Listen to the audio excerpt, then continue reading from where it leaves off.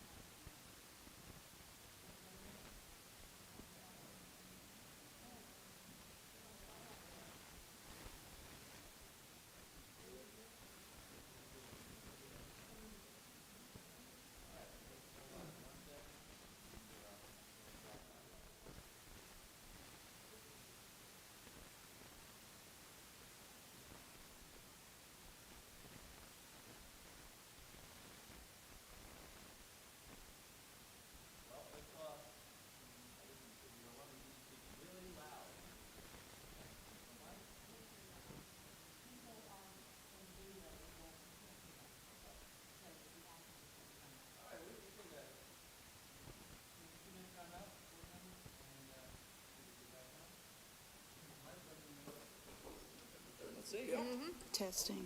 All right. Yeah. Everybody on. Ms. Craybill, you on? Yes, I'm on. Thank you. All right. So we have a first and second again. We're back on. Thank you. Ms. Bradford. Okay, a couple things. I need your indulgence. Let's take one at a time. Tonight we have a full agenda We do. and closed session, very tight schedule. Yes, we do. It's already going to be a challenge to meet it. So under old business, we have yet another discussion of the Vogel Law Firm. I move that we lay that matter on the table. In the 7 months, this firm's contract, we've gone over it at least 5 times. We've given the people's time to this discussion. It's a distraction. I move to substitute under new business a discussion to create a student safety committee. Okay, so let me get my paper out here. So you're moving to lay the discussion of the Vogel Law Firm on the table and to, could you, safety committee also under new business? Yeah, substitute under new business a discussion about creating a student safety committee. Student Safety Committee. Okay, is there a second? I'll second. We have a first and second on that discussion. Ms. Walker. We went over this last week, the agenda. I don't know why we're removing things now that we had prepared from last week. I don't agree with removing it. We've all prepared for this meeting. I think it should continue on the agenda. And substituting something for something else that doesn't make sense. It doesn't make sense. Others? Mr. McManus? I just think in all due fairness to where we've been with our agenda and also the vote, we do not have this discussion. Okay, Ms. Barnhart. I'm in favor of having a safety discussion, but I don't think postponing it to a month later is anything in danger. So I like the idea of adding that to our March agenda. Okay, so any other discussion? Ms. Craybill? Two things. If we're going to go forward with that, I think we should have 2 motions so that people can be clear on they don't want this or they do want that. I think that would be better. So, and I'll make a motion to that effect in just a moment. I wanted to also say that our policy says that we have to get topics on the agenda within 2 meetings. And I have asked for the Vogel Law Firm to be on the agenda since October, and it keeps getting moved. And now we have much more data. We have bills from July all the way through the end of December. We've got plenty of information to discuss. So with that, I'd like to make a motion that we vote on Ms. Bradford's motions separately. So you are actually, I believe you're... I'm going to amend the motion to add to No, I'm good, no, I'm not going to do any of that, because I don't want either one of them, so, but I think that we need to vote on them separately, so I don't know how I believe the how should I make that proper motion? way is I move to divide the question, I believe. Okay, I've moved to divide the question. Okay? Is there a second to divide the question? Second. Okay, first and second discussion on dividing the question, so basically having two separate motions. If not, Ms. Bowie, would you please, let me get my paper, would you please call the roll? Wait, so, oh, no, I'm sorry, Somebody did want to sorry. discuss it, so. I know.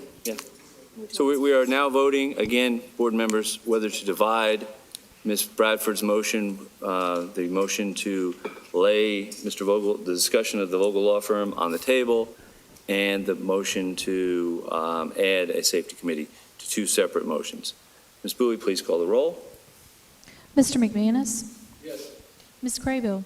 Yes, Ms. Barnhart? Yes. Ms. Walker? Mr. Wildebohr? Yes? Ms. Mason? No. And Ms. Bradford? No. Okay, that passes 5-2, so they will be divided. So the first motion that Ms. Bradford brought up was to lay on the table discussion of the Vogel Law Firm, taking that as a separate entity. Any other discussion on that?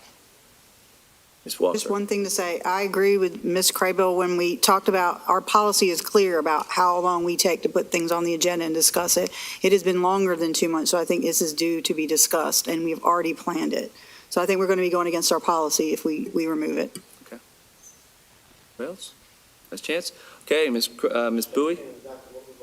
We are voting on whether to lay the discussion of the Vogel Law Firm on the table. Ms. Bowie? Mr. McManus? No. Ms. Craybill? we're voting to delay the discussion. Delay it on the table. Yes, no. Not a yes, it's a no. Yeah. Ms. Barnhart?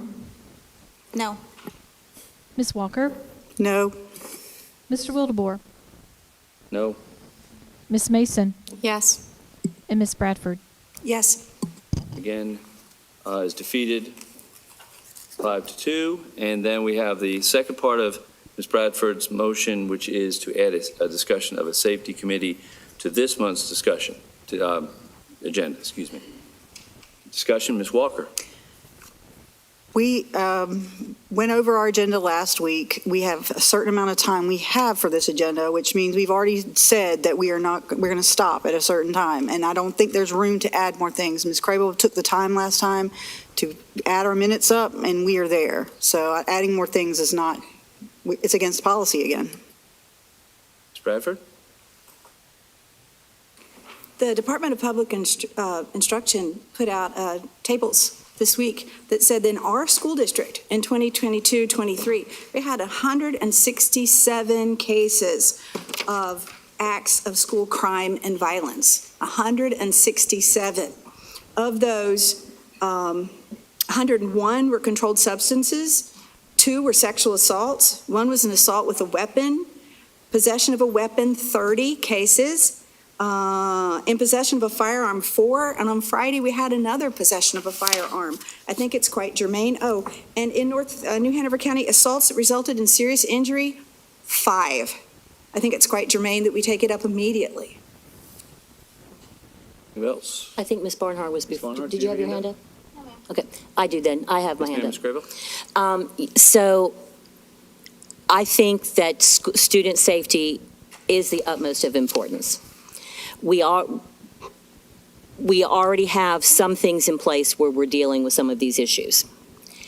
We spent a lot of time on our agenda review. The ad hoc committee made it very clear what we can and cannot do at the agenda review, and part of that includes not adding new things even at the agenda review. The other thing that I have been vocal on, and I'm hoping that people feel the same, is that, first of all, our staff may or may not be prepared to talk about all the things we want to talk about.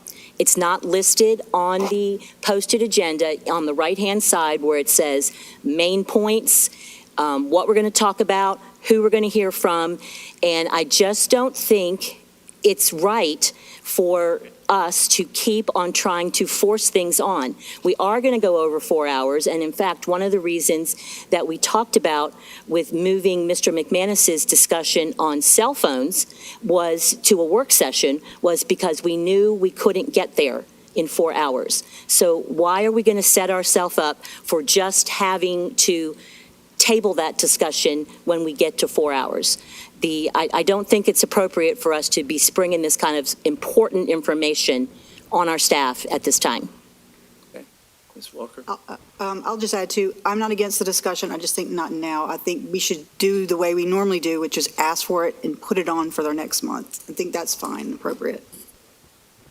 Ms. Bowie, please call the roll. Again, this is to whether to add a discussion of safety to this month's discussion. Mr. McManus, I'm sorry, I didn't see your hand up. Thank you, Mr. Chair.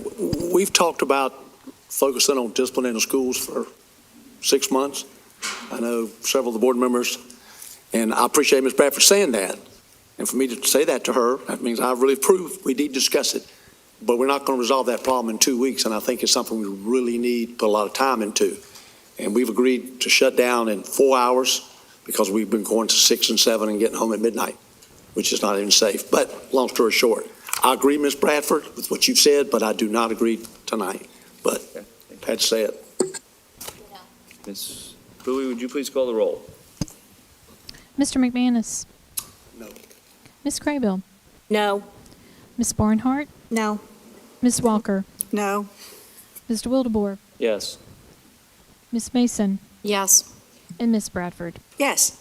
Okay, unfortunately, that's defeated, or it is defeated 4-3. So, okay, one more.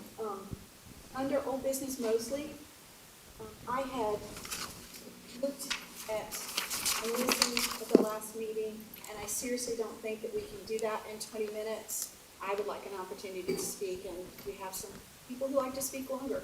So I was going to make a motion to double that time, but Ms. Barnhart had suggested that we separate old business into Mosley and Mosley.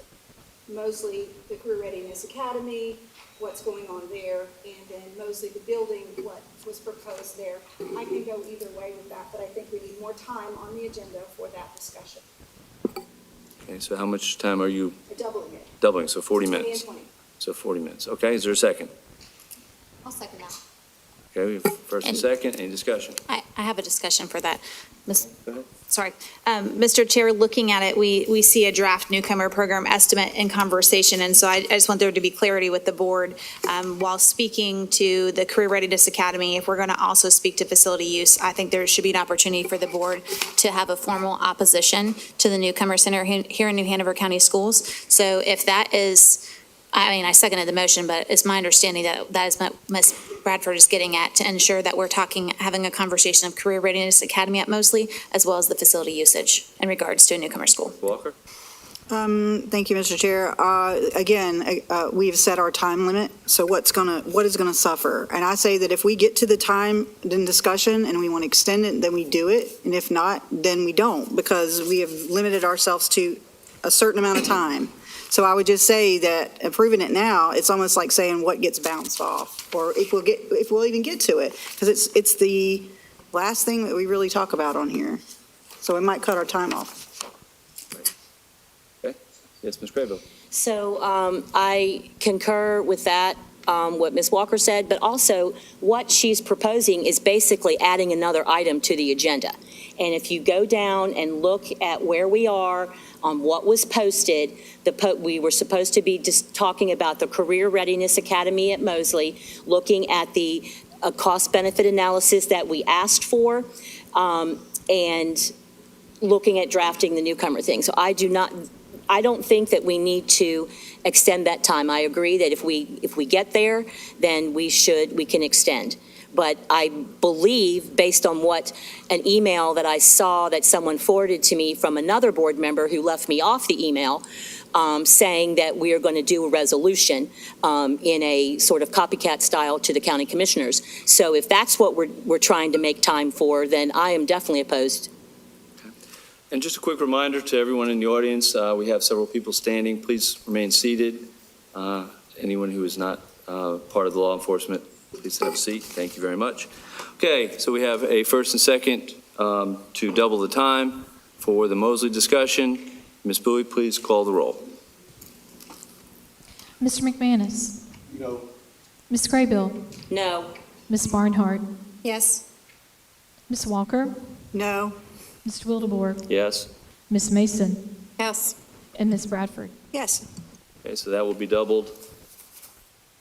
Any other discussions? If not, we have a first and second to approve the agenda. The amended agenda, all in favor, please signify by saying aye. Aye. Aye. All opposed? 7-0, passes. Thank you very much, board members.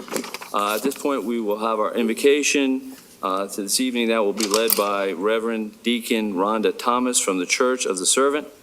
Welcome.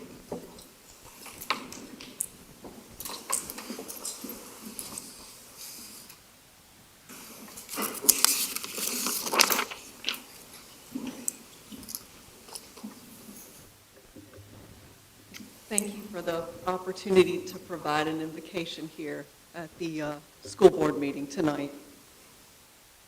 I'll take a moment, close our eyes, and take time. We're all here because we care about our children, our school employees, and teachers, and we care about the future of this community. During tonight's meeting, let respect be the cornerstone upon which our interactions are built. Let our words be guided by a deep appreciation for the diverse perspectives that enrich our discussion. With each exchange, let us honor the uniqueness of every individual, and through this invocation of respect, let us foster an environment where every voice is heard and valued. Let us strive to respect the dignity of every human being. Let us keep open minds and listen with open hearts. Amen. Thank you. The colors this evening will be presented by the Hoggard High School NJROTC Color Guard under the direction of Commander David Everett and Staff Sergeant Richard Gorichello. Was it that? And our national anthem will be sung by the New Hanover High School Singers, directed by Hannah James, New Hanover High School chorus teacher.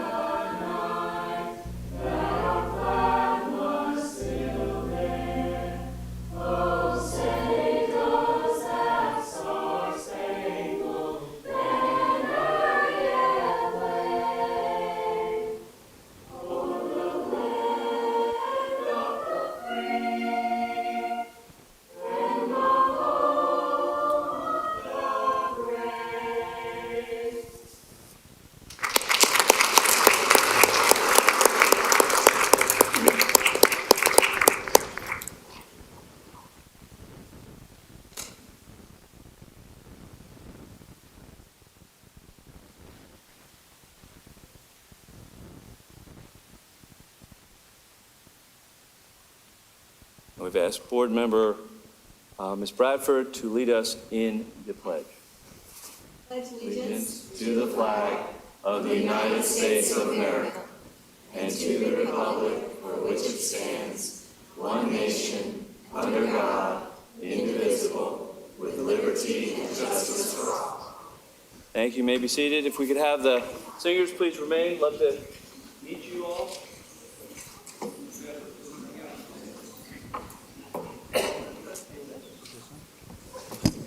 If you'd introduce everyone, please. And we could have the ROTC come back up too, please. If you would introduce everyone. All right, this is New Hanover High School Hanover Singers. We're missing a few members, but these well represented us tonight. We have Michaela Fredlaw, Emily Barbosa Cardenas, Mia Crumpler, Matt Vignato, Liam Mead, Caleb Green St. Just, Sophia Cella, Sandra Wilson, Eche Clinic, Emma Steele, Arlette Laura, Hanny Ortega Lopez, no, Ortiz Lopez, sorry, and Abby Miksh. Thank you. That was beautiful. Thank you so much. Thank you. And our ROTC members, if you guys would introduce yourselves, please. Hello, I'm Cadet Connor McAuliffe. I'm Cadet Zachary Brooks. I'm Cadet Mark Evans. Let's give them all one more round of applause. They did a great job. Thank you.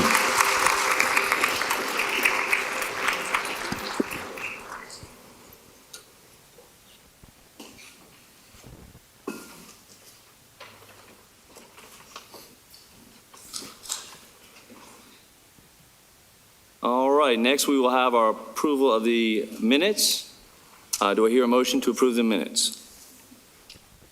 So So moved. move second. We have a first and a second. Any discussion? If not, all in favor, please signify by saying aye. Aye. All opposed? Passes 7-0. Moving on to recognitions, and I do apologize for the quickness tonight, but we have a lot on our agenda, so I'm going to kind of just run through things, but here we go. Good evening. Because last month's meeting was remote, we have a full roster of recognitions tonight. This is a really exemplary group of students, staff, and educators. The common thread I think you'll see in them is that whether they are ensuring the financial security of our school system or ensuring equitable access to opportunity for every student, they are serious about doing the right work for the right reason, and they think of service to others, not only the first time, but every time. We're really fortunate to have this caliber of people working and learning in our district. So first up, we have 2 recognitions tonight for academic and intellectually gifted educators. Recently, our AIG team learned that they were named a promising district in our state for how well their practices align with the NCDPI's equity and excellence critical actions. The DPI recognizes that inequities in our community often lead to inequities in gifted education. While schools can't fix larger societal inequities on their own, the DPI says, they can ensure that we don't compound them. New Hanover County Schools AIG coordinators are taking intentional, strategic steps to assure that our gifted education promotes both equity and excellence. They not only work with students who come with easily recognizable gifts, but they are active talent scouts, working to develop talents in students that are not yet tapped. And they're willing to look at their own mindsets and biases so that no students miss the opportunity to reach their full potential. We are very proud of them for helping our district earn this statewide recognition. Maureen Meehan is our lead AIG teacher. Maureen, come on forward to accept your award.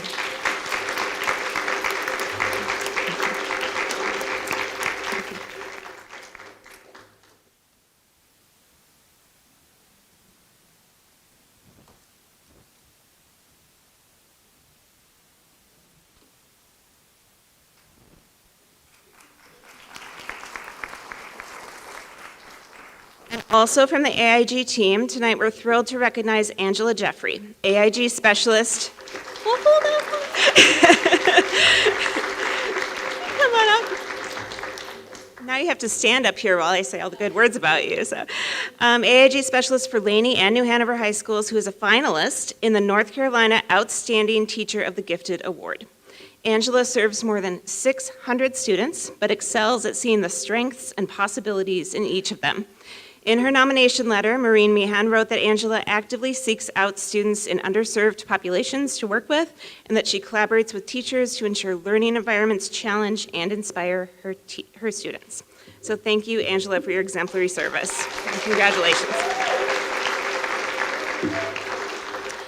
Next, we have congratulations for Jackie Braun, who obtained School Business Management Academy certification through the North Carolina Association of School Business Officials.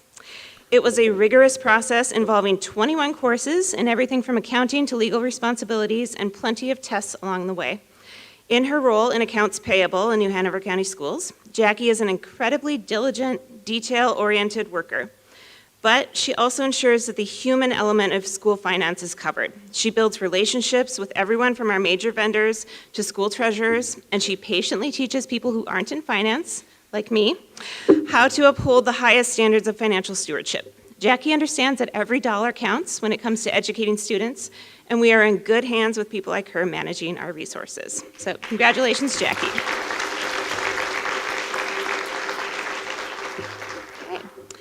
New Hanover High School student Sanders Lewis has made a vocation of service to others.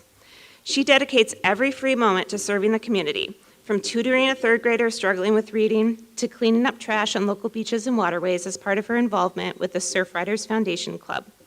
Last year, she was the New Hanover County Volunteer of the Year, so not just for students, but every adult in this county. And she then went on to receive the Governor's Medallion Award for Volunteer Service, the highest honor in the state for volunteer contributions, which Governor Cooper personally presented to her at the State House. Sanders demonstrates that excellence is not only measured by what we achieve in the classroom or in a grade book, but by what we add to the lives of others. And while she's still a student, she is a role model for us all in her tenacity, generosity, and heart. Congratulations, Sanders. Please come forward to accept your recognition.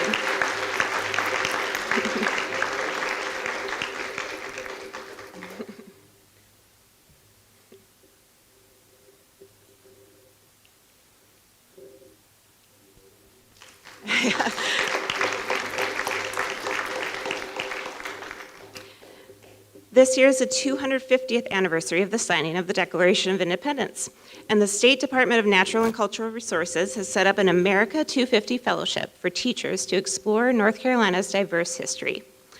George Nips of SeaTech High School was selected as one of just 17 America 250 Fellows from across the state. The theme of the fellowship is to explore how inhabitants of North Carolina from throughout the last 3 centuries have interacted with our nation's most cherished ideal, freedom. He will learn from historians and scholars and excavate historic sites while considering how we can make history more relevant and engaging for students. George strives to expose students to difficult topics with care, inclusion, collaboration, and encouragement to see others' perspectives. We are so proud to have George representing our region in this incredible opportunity, and we're excited to see what teaching and learning innovations he brings back to New Hanover County. George, congratulations. Please come forward to accept your award.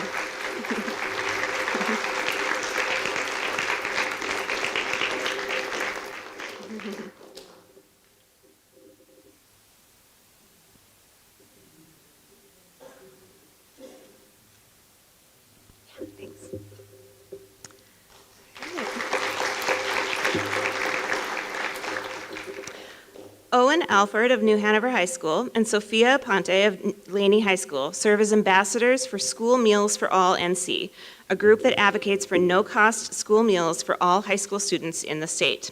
You may remember Owen from the November board meeting when he spoke during public comment and said, "We believe that no child should go hungry in North Carolina." Owen and Sophia's leadership has included advocating to leaders such as yourselves, organizing fundraising events, and analyzing neighborhood and school data to look at the impact that school meals have on student success and well-being. And most recently, they were selected to speak at the National Service Learning Conference in St. Paul this spring. Their commitment to giving voice to students who might not otherwise be heard and being champions for those in need is service learning at its finest. Congratulations, Owen and Sophia, on this opportunity to advocate on the national stage.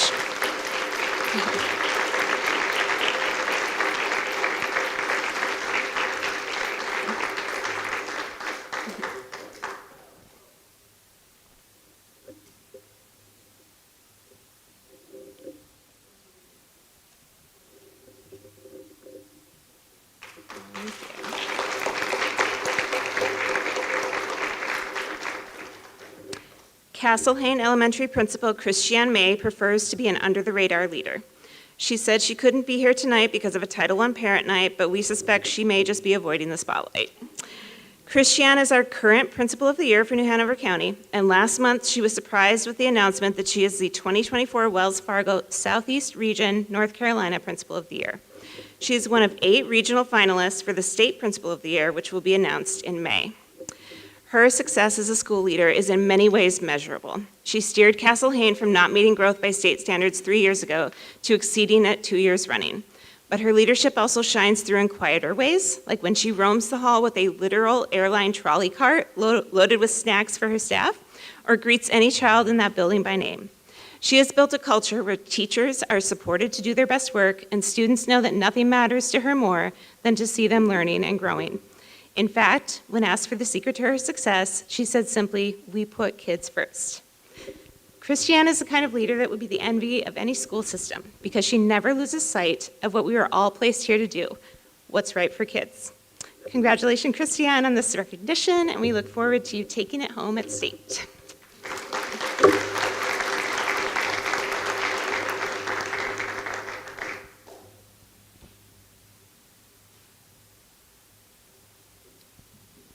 Next, we are pleased. First off, again, congratulations to everyone who has been honored. Let's give them one more round of applause.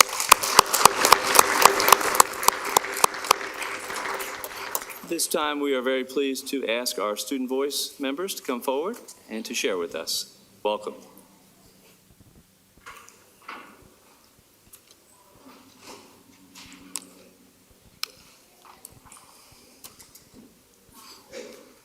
Good evening, board members. Thank you as always for the honor of having this time to speak with you all. As our student voice policy is on the policy committee agenda for review and edits, we wanted to take some time to share about the importance of student voice and what we hope for the future of our team with you. You will hear from a couple of the original members of our team, some new student ambassadors from this year, and a student who isn't on the ambassador team but has been inspired by it. To start, I would like to share my experience. My name is Cassidy Thompson. I am a senior at Hoggard High School. And as a student who has grown up in New Hanover County schools from first grade to my current senior year, I have benefited tremendously from this school system. I have had wonderful teachers and incredible opportunities that have set me up for success after high school. I have experienced firsthand how decisions the school board makes affect students like me, and I believe the voice of students is an essential part of decision making. My experience as an author of the Student Voice Policy and now co-leader of the Student Ambassador team has been one that has shaped me into the person I am today. I have developed skills in public speaking, compromising, listening, leading, bringing in diverse perspectives, and so much more. I have been inspired to consider a career in education myself, as I have seen the tireless work and sacrifices of educators and decision makers like you that is so valuable and essential to the shaping of young minds in the future of our world. So above all, I want to thank you for this opportunity we have had and will hopefully continue to have. I have learned more from this experience than any other in my life and in any classroom setting.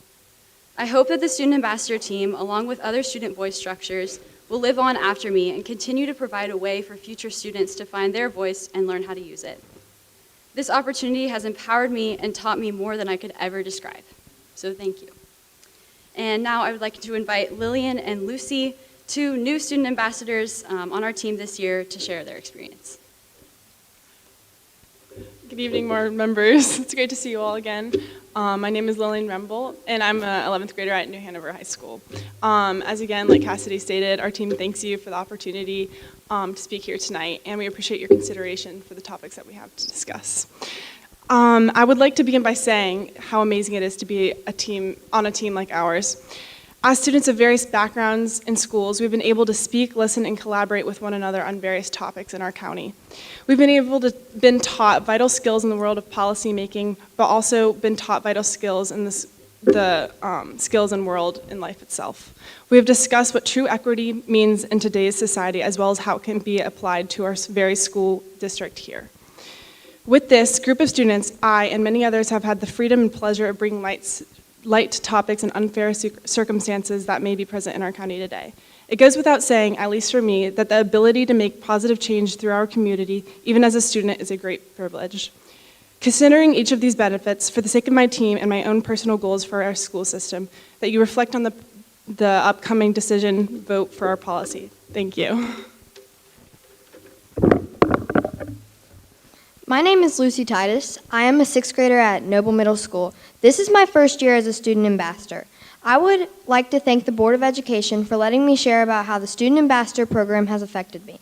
I have been a New Hanover County school student since kindergarten. As a student ambassador, I have learned so much about our school system. For example, my former school, Ogden Elementary, is 118% overcrowded. Yet their brilliant staff creatively makes it work without affecting the student experience. The Student Ambassador program helps prepare me for my future by teaching me leadership skills and teamwork among a diverse group of people. Student Ambassadors is a really cool experience, and I love having a voice on students' behalf. I was inspired to be a student ambassador because I have been told I am a very ambitious young girl. When I found out I could help make New Hanover County schools better, I jumped at the opportunity. As a middle schooler, I have different experiences as the high schoolers. I love connecting with other middle schoolers and comparing our experiences. I respect the Board of Education because they support a program that takes into account the students' perspective and opinions. Thank you for letting me speak today at board meeting. Good afternoon, board members. I have been a part of Student Voice in New Hanover County since my 7th grade year. Even though I have always been the type of student to vocalize my beliefs and my concerns, as a middle schooler, I was taught how to communicate with those that I was afraid of sharing my concerns with. Going into high school, I felt prepared to step into my role as co-leader of student ambassadors due to having that training as a middle schooler and also being around other high schoolers to help me be more open to having controversial conversations and coming up with solutions on how to make school a better experience for me and my peers. Student Voice has given students permission to be honest about their perspectives, listen and communicate with other students and adults, and do research on topics that are affecting our school life. I take my role very seriously when it comes to me being an advocate for students who look like me and also younger students, especially like my siblings, especially since my time as an NHCS student is winding down. I want them to have a space after I'm gone to continue to be heard and seen by their peers and adults. I appreciate those who have supported us during this journey, and I hope that we can continue to see our students as primary stakeholders and give them a space to use their voice. Thank you.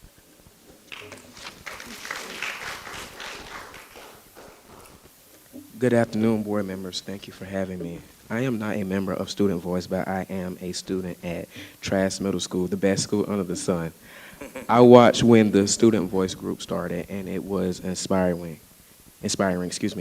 One of the things I have struggled with is not being seen or heard. When I found out what they were doing, it inspired me to speak with community members, teachers, and my peers to try to help us get access and an opportunity to things we like. I appreciate you all for giving these students the space to talk to you and be of service, and I hope this will continue. Thank you.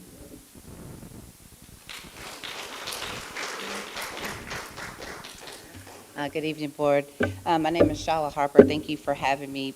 Throughout the Student Voice journey, these students have transformed from reserved individuals into confident contributors. They've eagerly embraced the opportunity to collaborate with their school system and feel valued and recognized. They have owned their skills in leadership, public speaking, and become more receptive to diverse perspectives and lived experiences of every person that they meet. Research has highlighted that when educators and adults collaborate and create spaces for genuine student involvement in important conversations that involve them, it not only boosts participation, but it also enhances their learning outcomes. It fosters a sense of achievement, and it cultivates self-efficacy. Often they express to me and other adults how much they have learned, but it's I who have learned from them. If we challenge ourselves to embrace a growth mindset, Through collaborative efforts, we can support our students like none ever before. We can untap the potential of their ideas to empower them into shaping a brighter future for all students and adults in New Hanover County Schools. Thank you.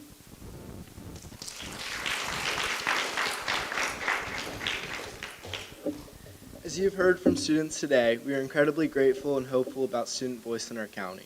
This is something new that hasn't been done in many school systems before ours, so we thank you for your patience in figuring out how this new structure can best be implemented and run smoothly. We are so grateful that you've taken the time to listen to us, and that you care about hearing the voices of students. We look forward to working on policy edits with you and to continue collaborating with you on current topics of discussion as you are making decisions to benefit New Hanover County students. We are already hard at work collecting information and student perspectives on issues like class rank, overcrowding in schools, and mental health. We are excited to share these helpful perspectives with you as you are considering these topics. You don't get thanked enough for the hard work you do, and we are more than grateful than we could ever express. Thank you.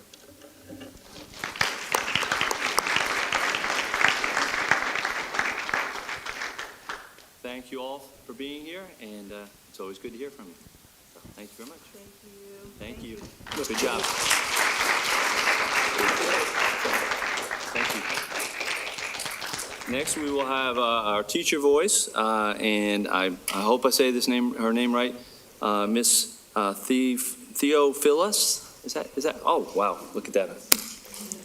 Welcome, and thank you for helping me out with that. That was great. Thank you so much. Good afternoon. Thank you so much for allowing me the opportunity to speak here today. When initially asked, I was unsure if I wanted to speak. As a teacher, I'm much more comfortable in front of my students in my classroom. However, I constantly encourage my students to advocate for themselves and to use their voices. And what kind of leader would I be if I didn't take my own advice? My name is Eleni Theophilus, and I'm a proud alumni of New Hanover County Schools and part of the first graduating class at Ashley High School. My first 6 years of teaching were spent in Charlotte, Mecklenburg, and I'm now in my third year with New Hanover County Schools, and I work right next door at Lake Forest Academy, teaching middle school language arts. For those who are unfamiliar with Lake Forest, we are a K-8 alternative school and day treatment setting, where students who are referred and eligible typically stay for 6 to 18 months. Our students have an identified mental health diagnosis, some much more severe than others. This is all supported by collaboration between Coastal Horizons and New Hanover County Schools. This collaboration allows us to better serve the whole child in ways that would not be possible in a traditional school setting. For example, we're able to provide medication management and therapy services for the student, as well as their entire family. We're also able to meet in person with parents every single month to ensure their child's needs are being met. All of this is possible because we have a much smaller student-to-adult ratio. This allows us the ability to teach essential social skills and replacement behaviors that are required to receive instruction in the traditional classroom. This would never be possible without the smaller class size. A large focus is placed on building frustration tolerance, flexibility, and problem-solving skills, all while still maintaining our focus on teaching North Carolina standards for each grade level. Most of our students at Lake Forest have seen and experienced more trauma than many adults in our community ever will. They've experienced violence, abandonment, housing insecurity, neglect, abuse, and severe emotional trauma. We have the opportunity and pleasure of working with a population that others never get the chance to experience or ever understand. The reality isn't pretty when it comes to what educators are being faced with every single day. We're on the front line, facing learning loss from COVID, continuing funding cuts within education, and an increasingly divisive society. As a teacher, academics is our primary focus, and in an ideal world, that would be our sole focus. But we're not in an ideal world, we're in the real world. And in our real world, academics cannot happen without basic needs being met first. Every day, parents send us their best, and that's their children. It's our job to work along with parents to water the seeds they've planted and develop students into productive, thoughtful members of society. I'd love to share a few things that are taught in my classroom every single day. To listen first if you want to be heard. To always ask questions before drawing conclusions. To read everything you can get your hands on. You don't have to agree with what you read, but if you limit what you read, you only limit your understanding of yourself and the world around you. The only correct point of view is a 360-degree view. Support your arguments with evidence, And last but not least, with insight and perspective, our disabilities can become our greatest abilities. I recently received a message from a former student, the kind of message every teacher hopes to get at least once. It was a reminder to silence all the noise around me and to remember why I'm here, and I'd love to share a little bit of that message with you guys today. Hey, Miss Theo, it's Melody. I don't know if I ever expressed how much you really impacted my life. I was going to become a teacher because I wanted to be for other kids what you were for me. But I decided that first they need to give teachers not only the pay they deserve, but the respect. Out of everyone I know, you had the biggest, most beautiful impact on my life, and I'm so grateful. More people need to recognize what it truly means to be a teacher. It takes a lot more than just the coursework. You have to build interpersonal relationships. I wouldn't be who I am today if our paths never crossed. You taught me to care about the world around me. You taught me to be open-minded, and most importantly, you allowed me to express myself. Because of you, I'm a better daughter, sister, employee, and humanitarian. The world has lost its sense of community, but it's well and alive in my heart because of you. As I stated earlier, the reality of what we face is not pretty. Many days I'm unsure of how much longer I want to do this, only because I'm unsure of how much longer I can do this. Students' stories are so intense, their lives are so fragile, and their needs are so great. But on those days, I think about my former students' words, and I'm immediately reminded of why I do this and why I am here. Thank you so much. Thank you.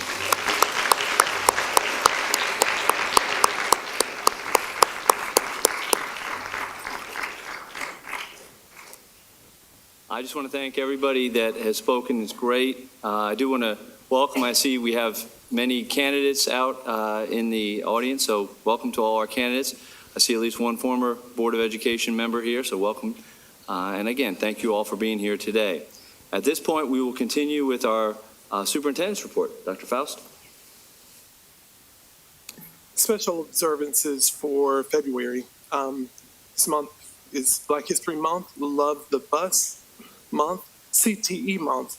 This week actually is National Counselors Week.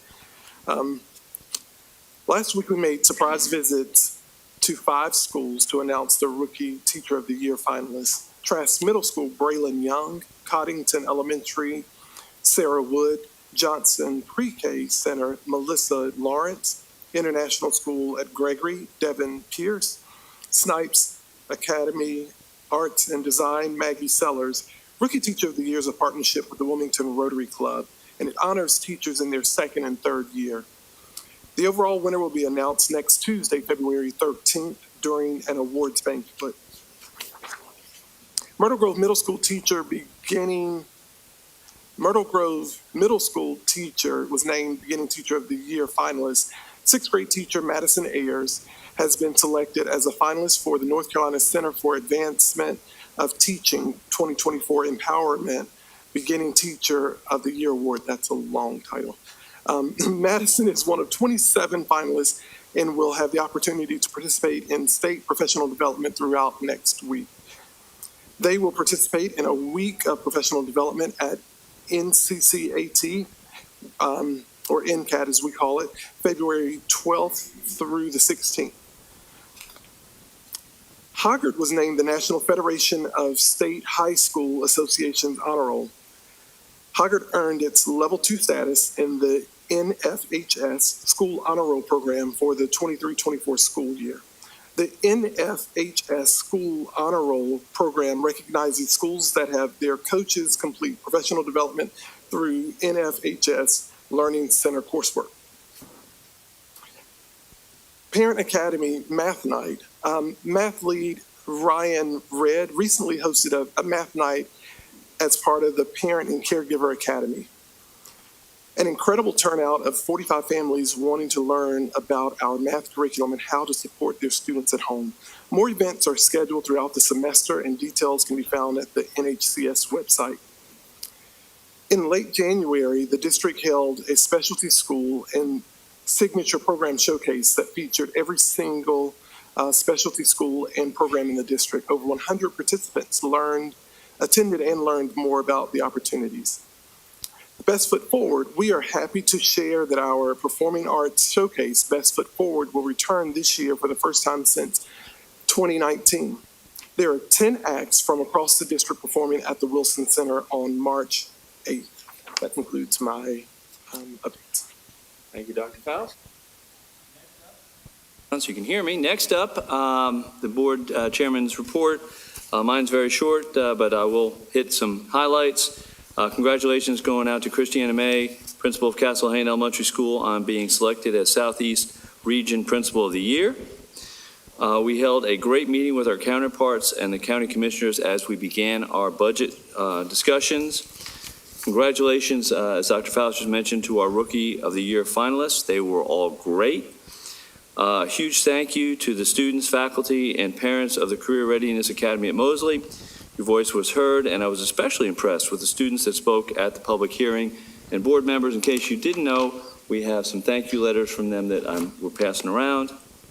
So thank you to them. The board will also held separate budget meetings, discussions, and will continue to meet as early as next Monday to bring a workable budget that will support all our classrooms. So that ends my discussion or my report. At this point, we will continue with the call to audience. Ms. Mason. All right, let's get to it. Yolanda Hernandez.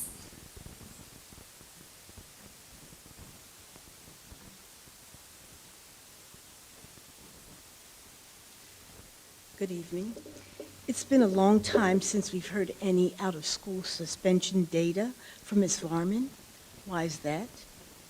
Is it because for the past 6 years, the New Hanover County Schools has been sanctioned by the Federal Individuals with Disabilities Education Act for the significant disproportionality, quote unquote, of out-of-school suspensions for Black special education students at 4.5 times the rate of their peers?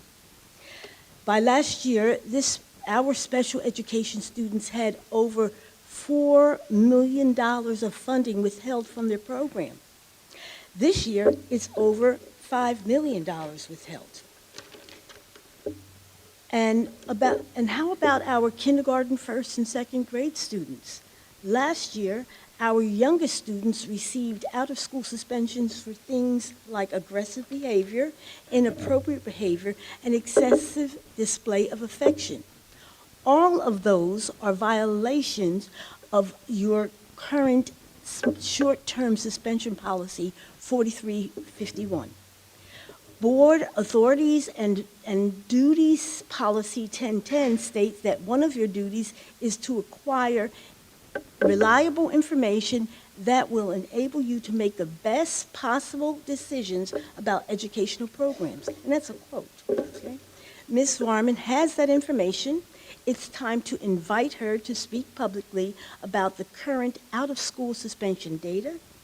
Parents have a right to know how our children are being treated and how money is being spent. Thank you. Nan Kavanaugh. Nan Kavanaugh.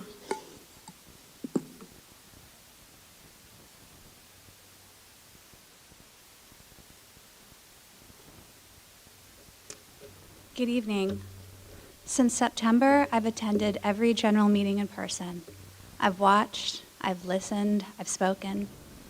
What has become clear to me and was confirmed by Natasha Tu in her recent interview on national television is the Republican members of this board, aside from Mrs. Craybill, have been radicalized by the alt-right, which is rooted in the white nationalist movement.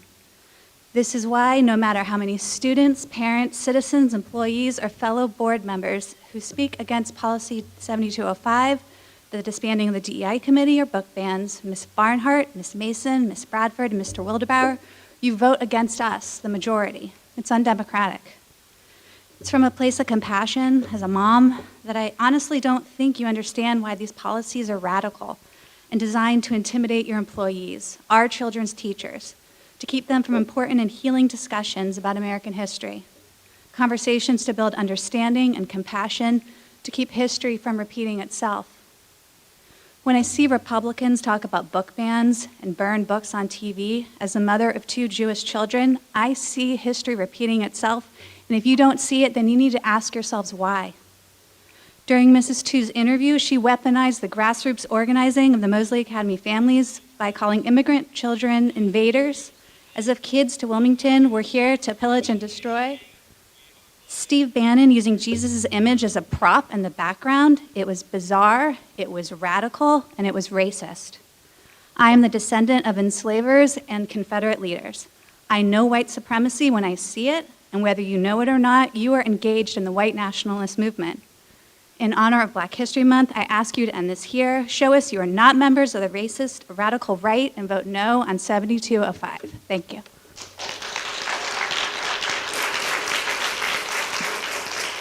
Mary Ann Long.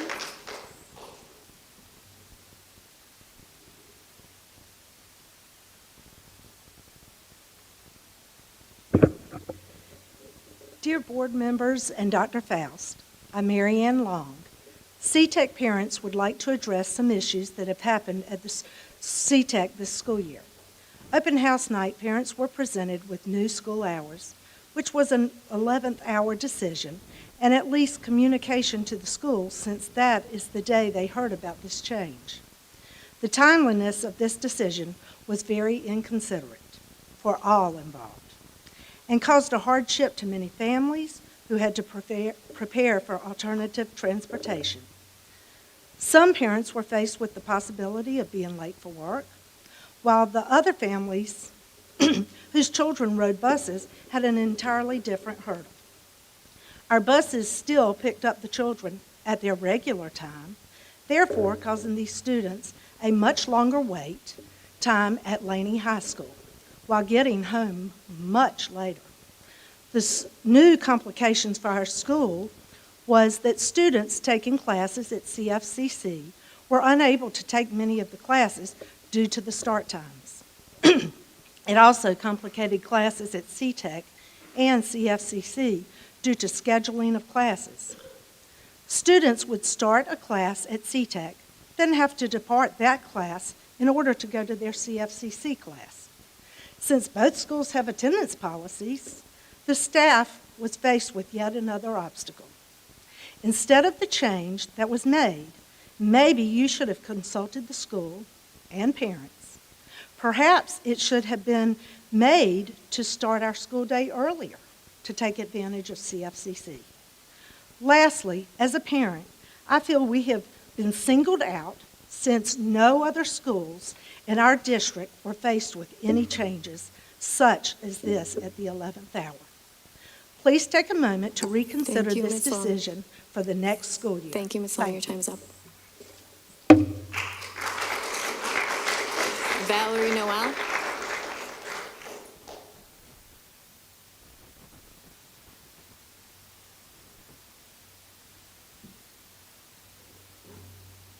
Good evening.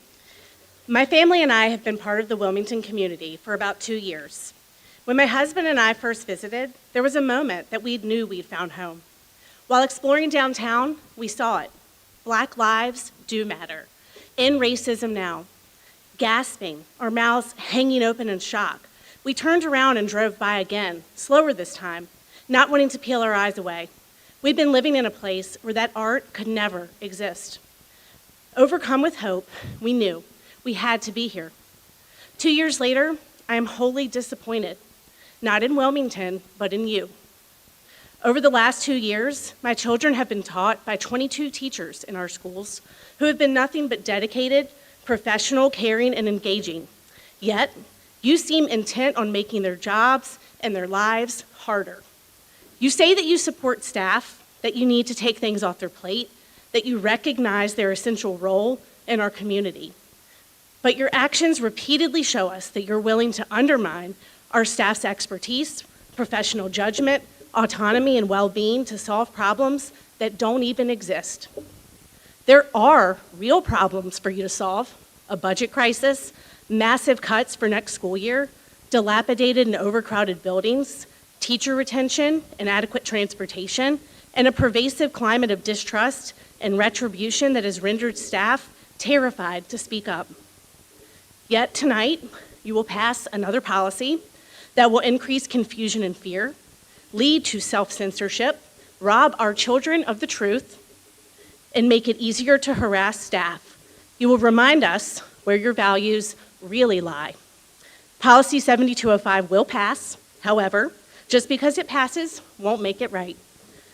We may not be able to change this decision tonight, but our hope lies in November, when we can begin changing the people making the decisions. Thank you. Karen Clark.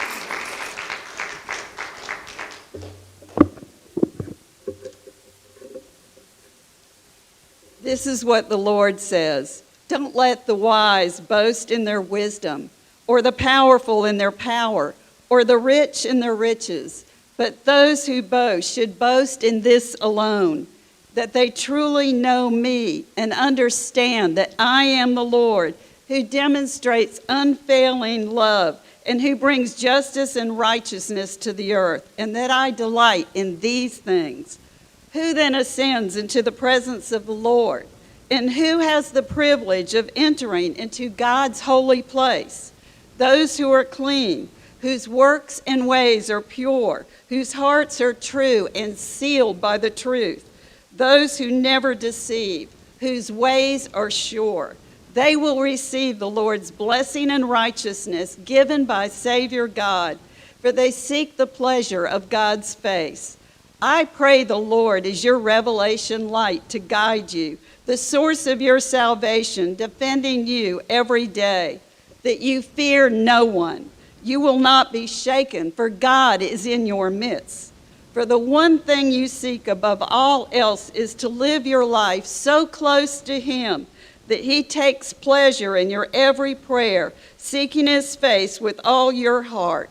May He teach you about His ways and tell you what to do, making it clear to understand as He reveals His secrets to you. Even if you are surrounded by waiting enemies, you trust in His goodness. You remain entwined as one with the Lord. Be brave and courageous, never losing hope, for He will never disappoint you. Your kingdom come, King Jesus. Amen. Nelson Boyer.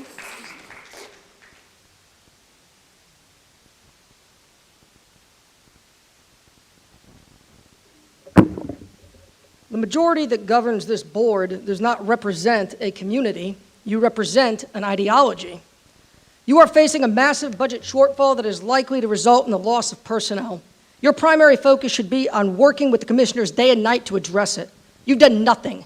Any losses are now on you. Your schools are overcrowded and in need of expansion and repair. You are already 4 years behind your bond cycle, but instead of working to put a bond on the November ballot to address it, you continue to govern as a group driven by grievance. When a group of children stand up and tell you that you are not correct about what you fear is happening in our classrooms, that our teachers educate and don't indoctrinate, first you work to silence them, then you try and force them to disband because how dare they?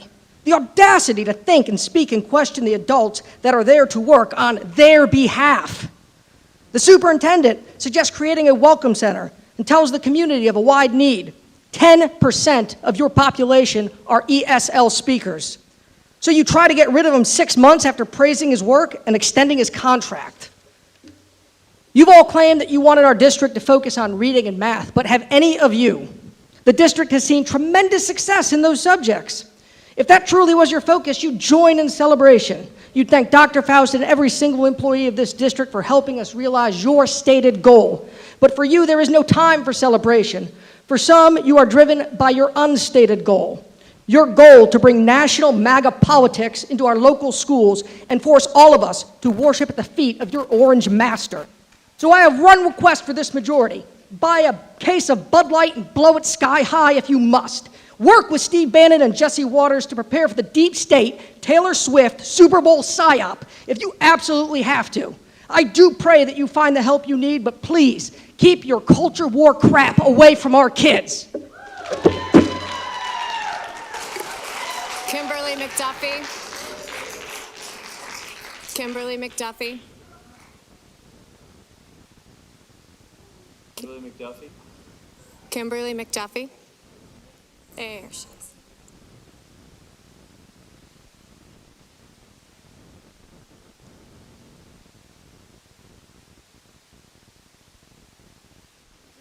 Dr. Kimberly Murphy.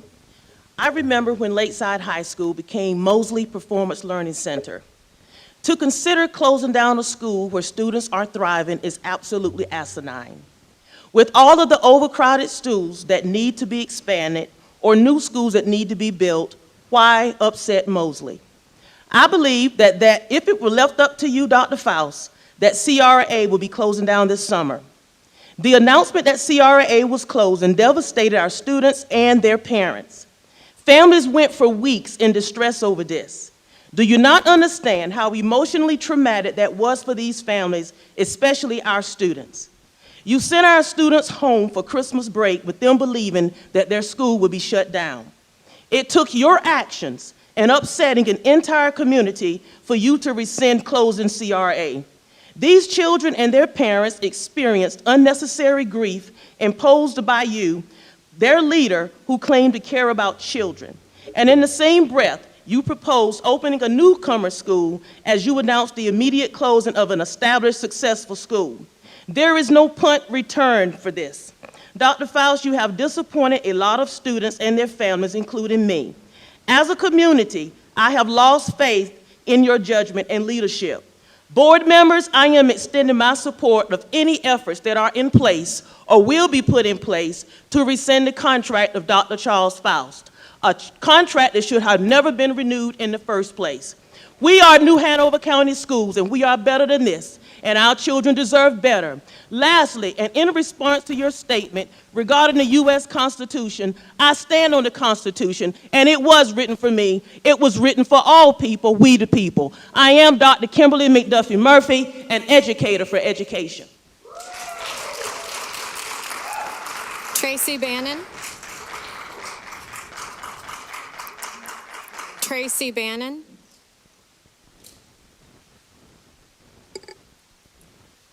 Christina Mercier.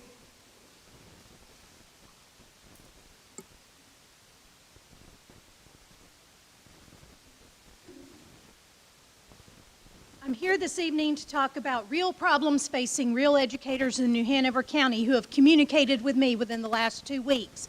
One, there's a school that doesn't have money to provide classrooms with soap or paper towels. Flu and other illnesses are rampant. How is this not a public health issue? Two, art positions are already being cut. Historically, these positions always get hid, and it makes little sense. The arts provide an outlet for the kids, and for some kids, they're a lifeline, a place where they can relax and express themselves. And now art teachers are having to go between schools, and students are getting less music and art, and the teachers are stressed with carrying supplies and never being in one place long enough to build relationships. Three, field trips have been an amazing part of school forever, taking learning beyond the classroom. And many students are exposed to new experiences because of these trips. Now grade levels get 2 per year and they have to stay in the county. How does this expose our students to new places? It's another cut that affects our kids. 4, class numbers. Teachers are leaving at a steady rate. There's a hiring freeze. This means core subject classes are reaching untenable numbers, especially in middle and high school. Ask yourself, would you want your child or grandchild to be in a math class of 45 students? Is it even safe? How could they learn? 5, cutting technology positions. How does that work when the school system depends on technology? Who's going to train teachers now? 6, student voice. This loyal group of students have stuck their necks out to be visible and represent the students in our district. You need their voice like you need teacher voices. 7, and I see that while you're keeping Mosley open, you're essentially decimating it with budget cuts. So keep it open and try to do more with less. Is that retaliation? How do you fix these issues? Well, anywhere there's a cut, it needs to be central office or non-student facing positions. We need to keep the jobs that serve our students. Priority is always what's best for students, and that's smaller and safer classes. Thank you, Ms. Mercier. Loretta Stackhouse.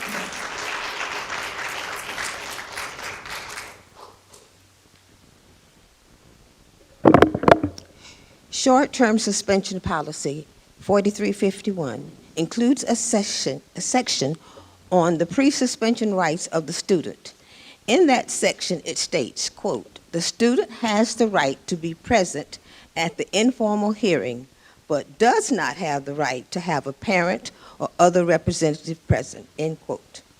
Love Our Children believes parents of our youngest learners should be allowed to talk to the school principal in person, through Zoom, or on the phone before a decision is made to kick the kid out of school.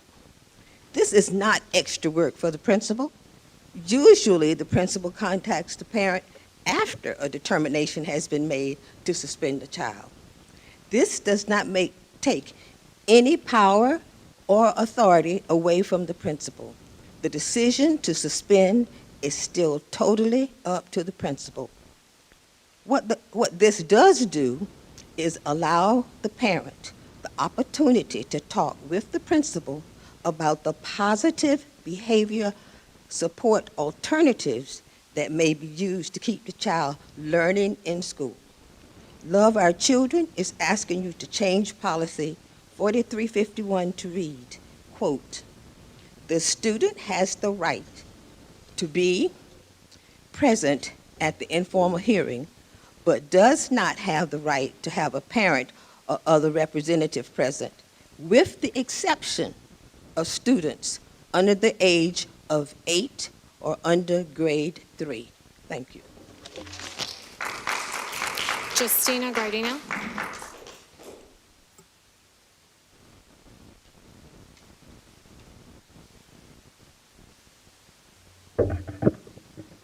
Good evening. First, I'm here to call for the termination of Dr. Charles Faust on the behalf of the people of New Hanover County. There's no compromising with Marxists. Dr. Faust has proven that for years. The grassroots conservatives of this county have been calling for the termination of Dr. Faust since 2021.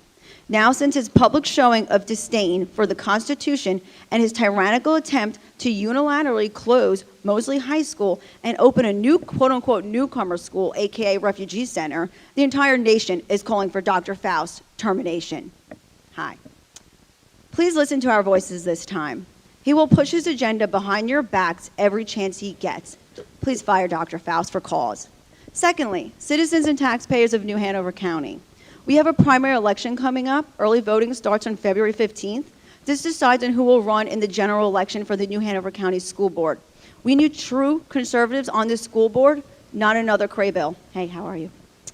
Please vote for Natasha Tu, your America First, most conservative school board candidate. Thank you. Alicia Ogundelli. Where is she? Alicia Ogundelli.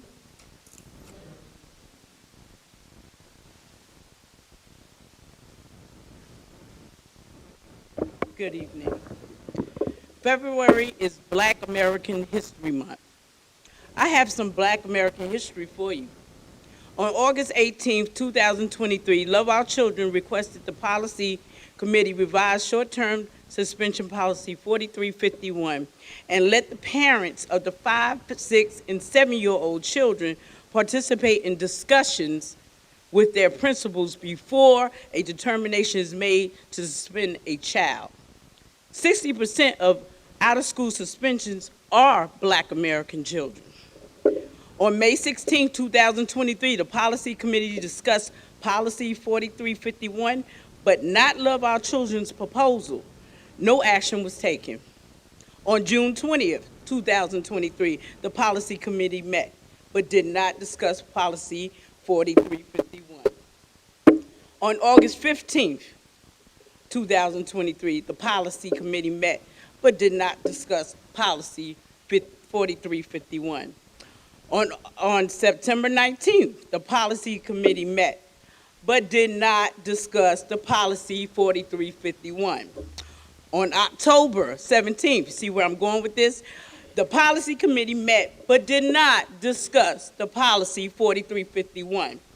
On November 21st, December 12th, and even January 16th of this year, the Policy Committee met, but did not discuss 4351. Let's celebrate Black American History Month on Tuesday, February 20th, and everyone attend the Policy Committee to see if they care about Black American children. I will be there. Let's make history.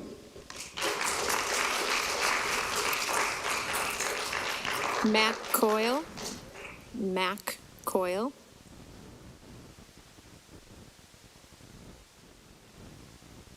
Peter Rowich.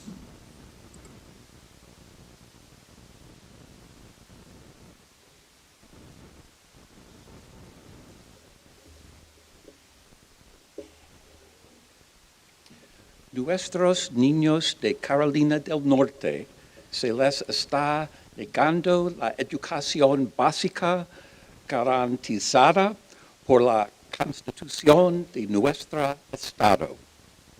En el condado de New Hanover, basta con mirar nuestras escuelas de bajo rendimiento. Imagínense si pudiéramos contratar a más asistentes de enseñanza, consejeros y trabajadores sociales.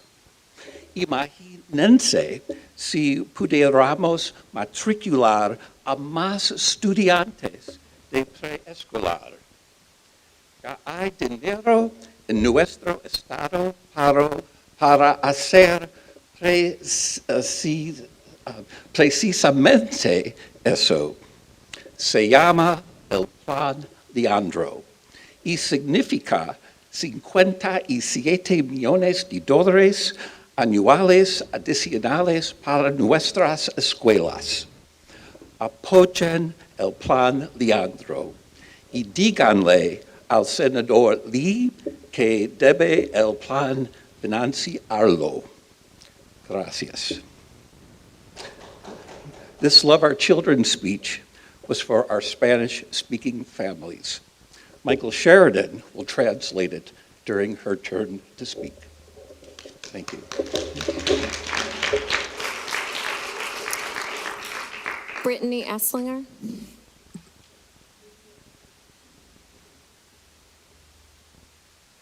Hello. I wasn't sure how to start this or what to actually say. I'm not political. I'm not well-versed in educational policies. I'm simply the mom with a dyslexic son. My son has attended the Hill School for a year and a half now, a school that is there for dyslexic children in our community. I've watched him grow academically and emotionally tremendously since starting. I often hear from him and his teachers that he is meeting his goals, how his teachers help him more than ever, and how being around other dyslexic students has shifted his mindset from feeling dumb, defeated, and the problem child in school to unique, talented, and smart. The Hill School has attended my son's IEP meetings at the request of the school to assist in writing his IEP. My son has also stood with the Hill School at Mayor Saffo's invite to declare Dyslexia Month just last year. Unfortunately, last month, everything changed. At the start of the semester, out of nowhere, we received a phone call from my son's principal that my son's release to the Hill School was being denied. Without any change in my son's diagnosis and without any additional testing, they were taking away this lifeline. The school started threatening our family with DSS for accumulated school absences and a 0 grade for my son to fail him this year if we continue to take him to the Hill School. We've asked questions to try to understand this shift since prior to this, the Hill School has been an incredible and welcome resource for my son. The only answer we have is that we cannot appeal this decision. The releases are only being denied when in violation of local or state board policy is what we're told. So here I am. I'm coming to the local school board for answers. With my son's diagnosis, he receives an ESA Plus grant from the state to partially help pay for the Hill School.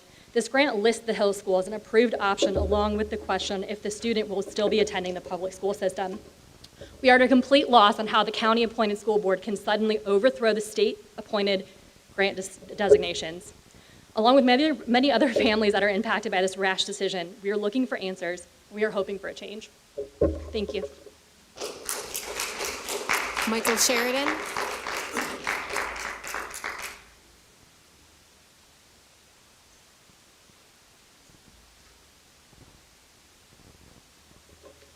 Good evening. My name is Dr. Michael Sheridan, and I will begin by translating Peter Wawich's earlier message. He said, "Many children in North Carolina are being denied the sound basic education guaranteed by our state constitution. In New Hanover County, look no further than our low-performing schools. Imagine if we could hire more teaching assistants, counselors, and social workers. Imagine if we could enroll more pre-K students. There is already money in our state to do just that. It's called the Leandro Plan, and it would mean an additional $57.2 million annually for our schools here. Support the Leandro plan and tell Senator Lee he must fund it. Peter's message about the Leandro plan is relevant to Love Our Children's plea to you to revise short-term suspension policy 4351 to allow the parents of 5, 6, and 7-year-old children to participate in a discussion with the principal before a determination is made to suspend a child. As he said, we could hire more counselors, social workers, and teaching assistants, which would go a long way towards reducing disruptive behavior, thereby lowering the number of suspensions. One more thing about this. If it was your young child facing suspension, wouldn't you want the right to be there? So, if you don't want millions in additional funding, and you don't want resources that would benefit our students, and you don't want to honor parental rights, then do nothing. But if you do want these things, Thank you, Dr. Sheridan. Your time is up. support Leandro and revise Thank you. Your policy time is up. 4351. Katie Gates. He's not here. Katie Gates.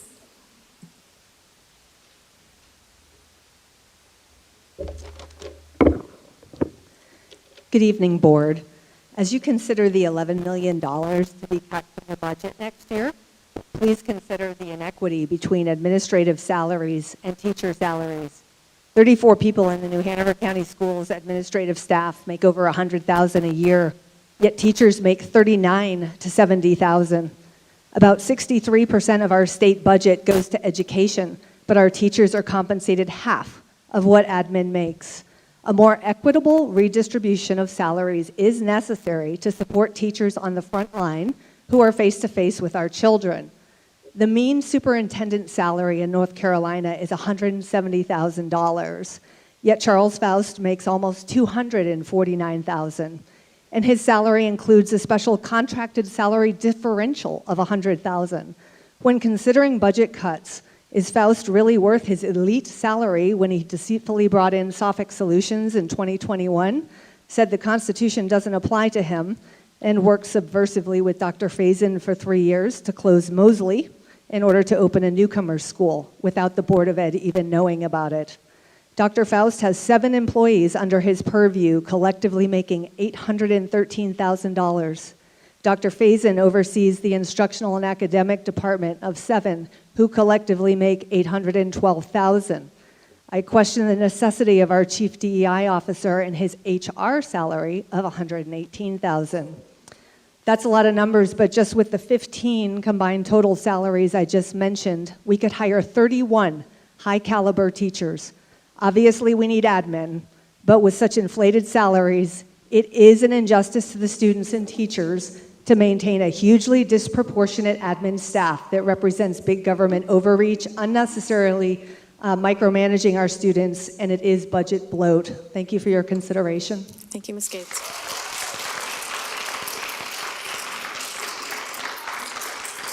Nevaeh Taylor. Nevaeh Taylor.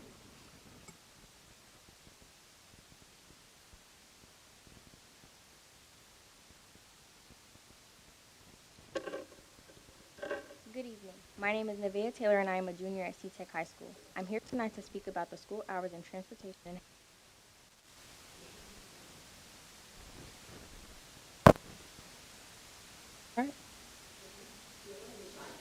Okay.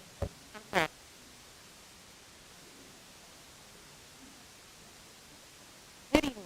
My name is Nevaeh Taylor and I'm a junior at C-Tech High School. I'm here tonight to speak about the school hours and transportation and how it negatively impacts students like me. Each morning I catch the bus at 7 a.m. to get to Laney at 7:15.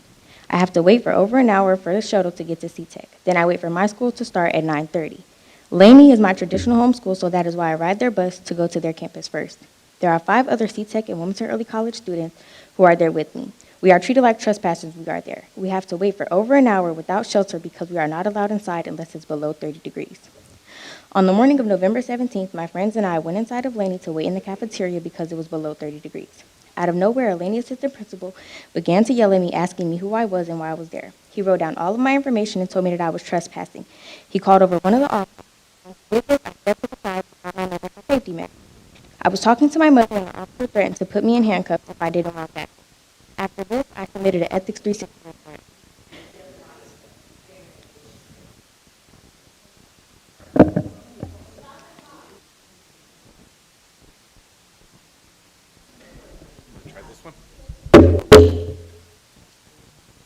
Okay, where do you want me to start from?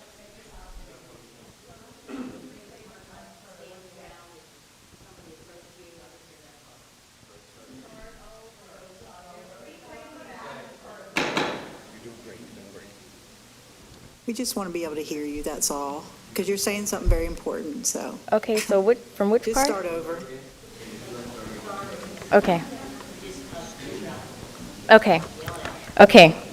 Good evening. My name is Nevaeh Taylor, and I am a junior at C-Tech High School. I'm here tonight to speak about the school hours and transportation and how it negatively impacts students like me. Each morning, I catch the bus at 7 a.m. to get to Laney High School at 7:15. I have to wait for over an hour for the shuttle to go to C-Tech. Then I wait for my school to start at 9:30. Laney is my traditional home school, so that is why I ride their bus to go to their campus first. There are 5 other C-Tech and Wilmington Early College students who are there with me. We are treated like trespassers when we are there. We have to wait for over an hour without shelter because we are not allowed inside unless it's below 30 degrees. On the morning of November 17th, my friends and I went inside of Laney to wait in the cafeteria because it was below 30 degrees. Out of nowhere, a Laney assistant principal began to yell at me, asking me who I was and why I was there. He wrote down all of my information and told me that I was trespassing. He called over one of the officers. When he did this, I stepped to the side to call my mother for safety measures. I was talking to my mother, and the officer threatened to put me in handcuffs if I didn't walk back to him. After this, I submitted an Ethics 360 report. It has been almost 3 months, and this report is still listed as pending. Nothing has been said or done. It makes me feel as if the people in charge of these reports just don't care. At Laney, we are told we cannot enter the building to use the bathroom, and we cannot leave their campus for any reason.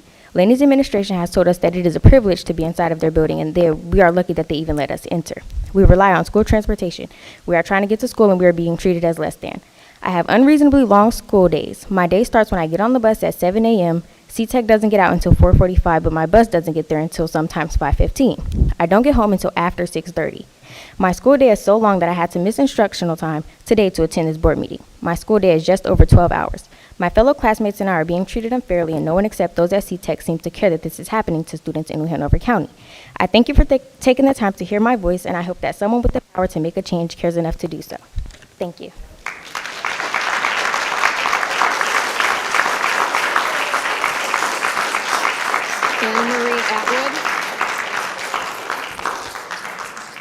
Anna Marie Atwood. Veronica McLaurin Brown. So which one do I use? Okay.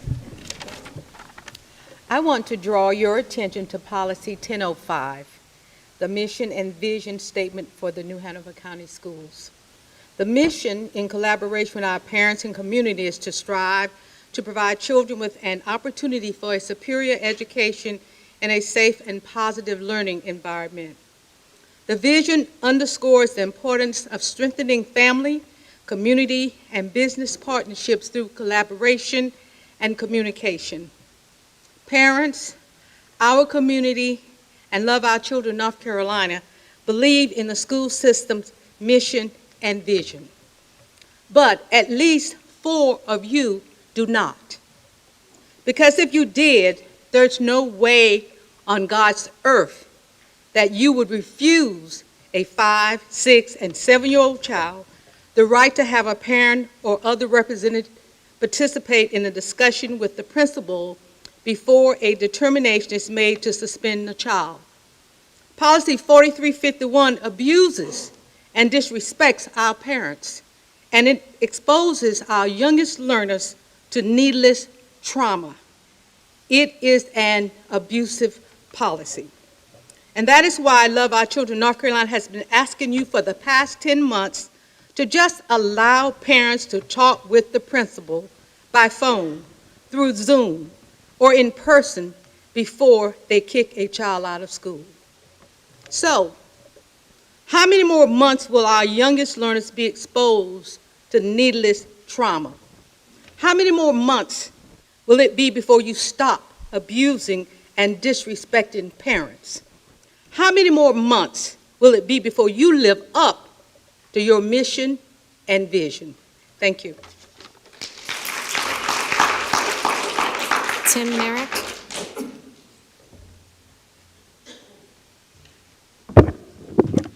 Hi, my name is Tim Merrick, and as you probably know, I'm looking to sit up there with you and start to make some of these tough choices. We really need to talk about money. Here's one place where Katie Gates and I are really going to agree with each other. There are some real concerns about the inequity of our spending. With COVID money drying up and the vouchers siphoning even more of our already paltry state funding, we're looking at, what is it, like $10 million shortfall? And you want to fire a superintendent during budget season. I don't know. I don't approve of all his actions, but I also haven't seen you working with him enough. How often, Pete, do you work and sit down with Dr. Faust and have meetings about what needs to be done? From my experience in boards, it should be at least weekly, maybe twice weekly. If you haven't, why not? Firing him will cost another $250,000 at least to buy out his contract. We can't afford it. And then there's Policy 7205. A similar policy was already shot down in the federal court in Florida. It's clearly unconstitutional, and we will absolutely be sued. Fear not. And when we do, we will pay Mr. Vogel how much money to drive from Charlotte, how often? He's not on contract. He charges us by the hour, and it's a lot, okay? So while it's criminal that the Republican legislature won't fund education, I don't think that our children, they don't think our children are important. So we have to be extra careful with how we spend our money, as does Dr. Faust. We can't afford Policy 7205. Forget that it's wrong on so many ways that you've heard people here talk about tonight, but we can't afford Policy 7205. And we can't afford to fire Dr. Faust. We need to work with him. He's done a lot of good, and we need to recognize it and hold him accountable. It's starting to me to, the question I actually have now is, can we afford this Board of Education? Time is up. David Perry.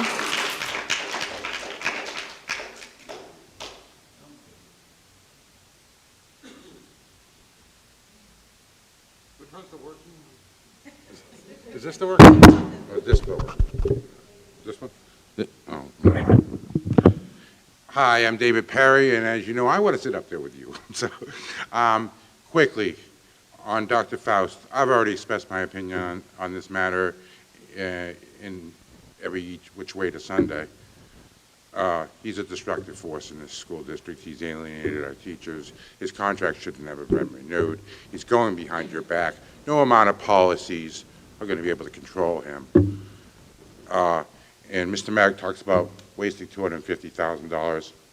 He's being destructive to us, our students. I think our kids are worth $250,000. If it even comes to that, I do believe you can fire for cause. But the real reason I wanted to concentrate more on is the 7205. I think you should send this back to Policy Committee. The 13 things listed under Section Z are all extremely offensive to me. I agree with none of them. And some of the historical matters, I think they're bogus. I was a history major and I know. But what needs to be clear in this policy is that a discussion of those matters is fine as long as it's a balanced discussion of a theory. I want my grandson to grow up to be a critical thinker. I'm not afraid of evaluating concepts like this because I know they can be thoroughly debunked. So what I don't want to see is indoctrination. I do want to see discussion in a high school setting under social studies or something like that. And I don't think, like I said before, let's talk about, you want to talk about communism, you want to have your kids read Karl Marx, great. But you should also be reading Adam Smith and about capitalism. Let's have the opposing ideas going back and forth with our kids, and let them develop the critical thinking skills so that they can be the citizens of tomorrow. Thank you. Natasha, 2.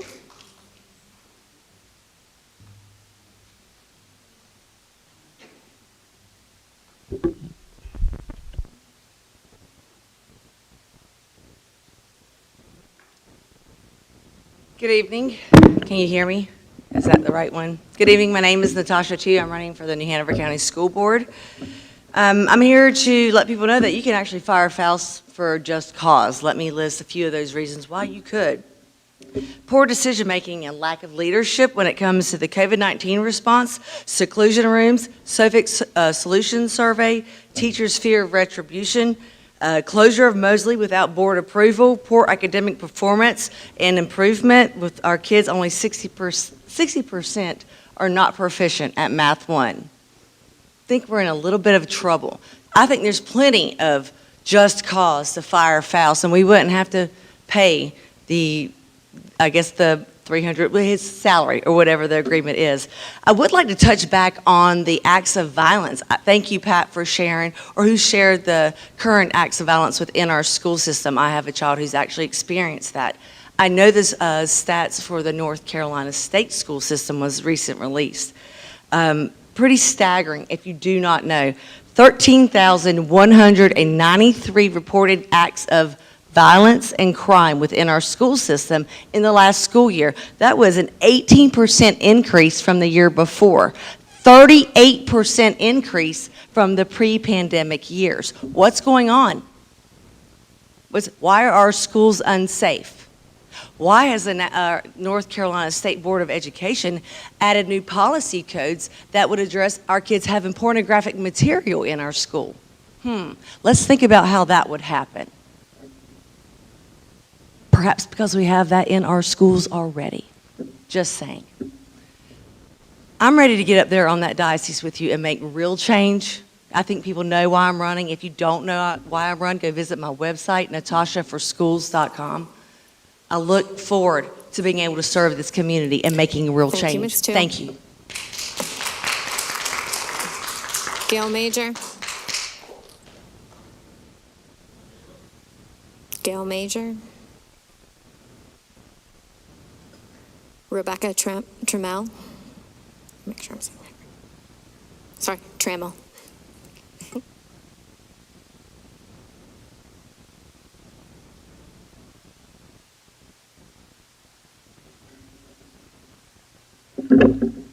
I'm short.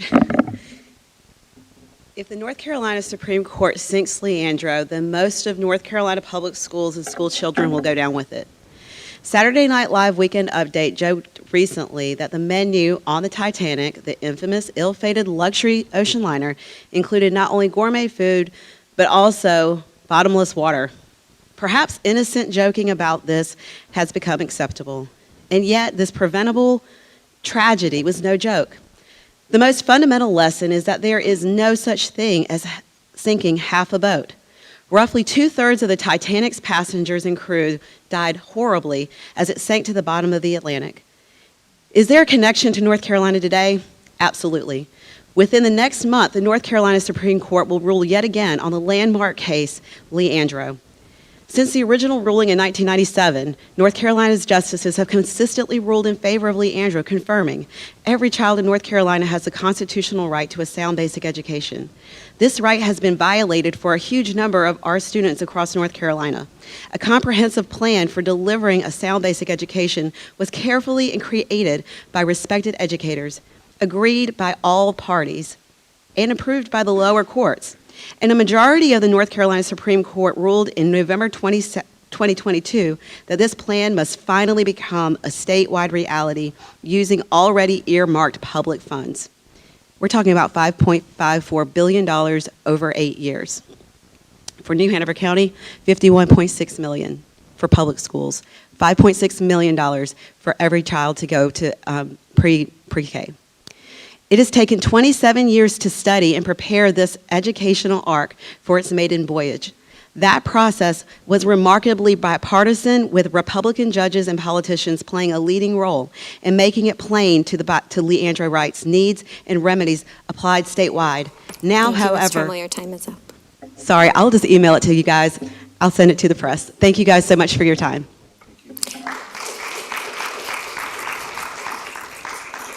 Jeanette Kosher. Jeanette Kosher. Last call for Matt Coyle. Oh, sorry.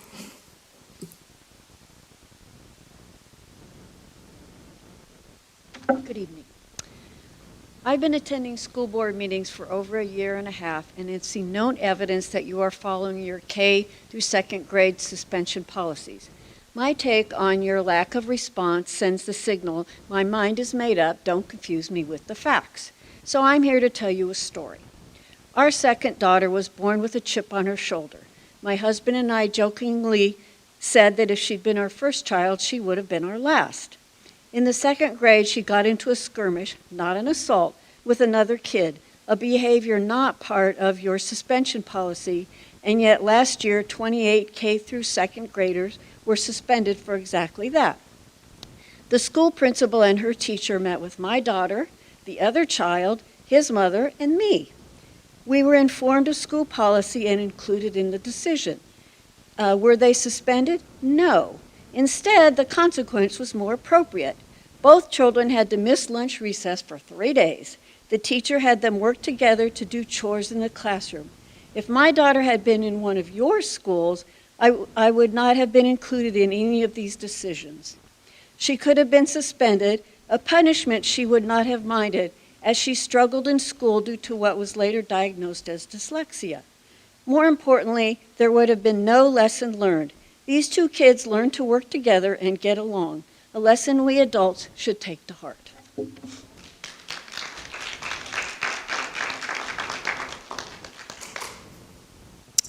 All right. I think this concludes our call to audience. Thank you for all who participated.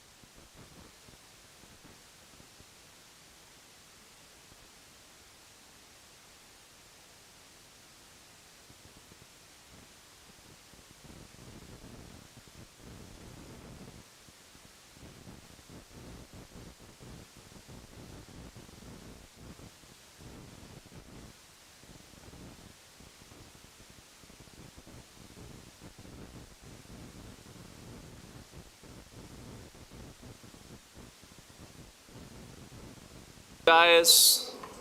Paging all board members to the dais. 1, 2, 3. Yeah. All right, as long as we got 4. 1, 2, 3, 4. Okay. All right.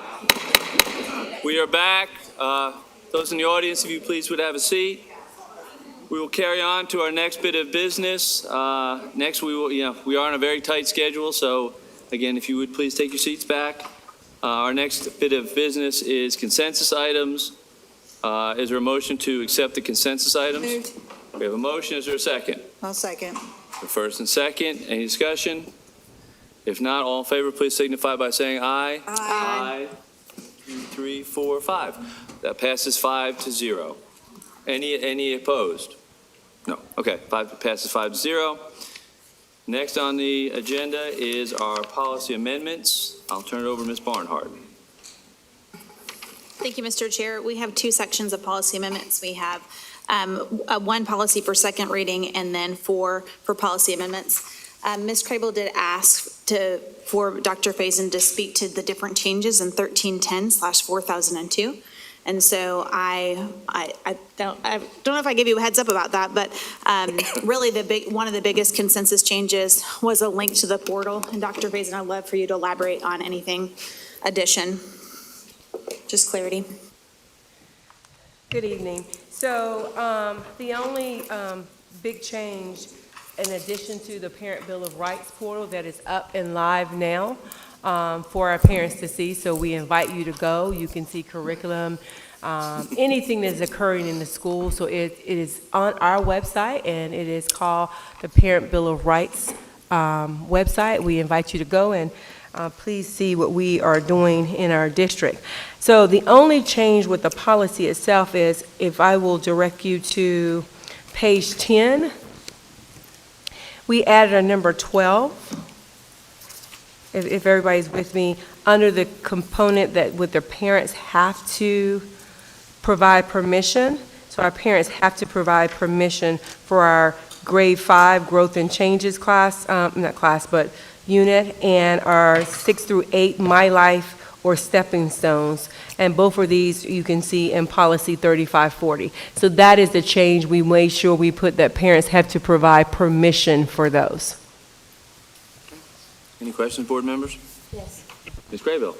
So in that policy, I noticed that change, but in the, when you go, in letter G, when you go to the community services section, and it says that you can click here to look at the resources, I click here and it takes me to the main page. It doesn't take me to any resources. Am I doing something wrong?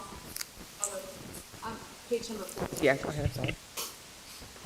So that link is supposed to go to the main Parents' Bill of Rights page, which has the connection to the community resources. Right, so I'll double check that link. Yep. And then also in that same section, at some point, we're going to take out the direction parts, right? Where it says, this statute requires a board policy provides links, insert here a list of applicable, blah, blah, blah. So we're going to take that part out, right? At some point?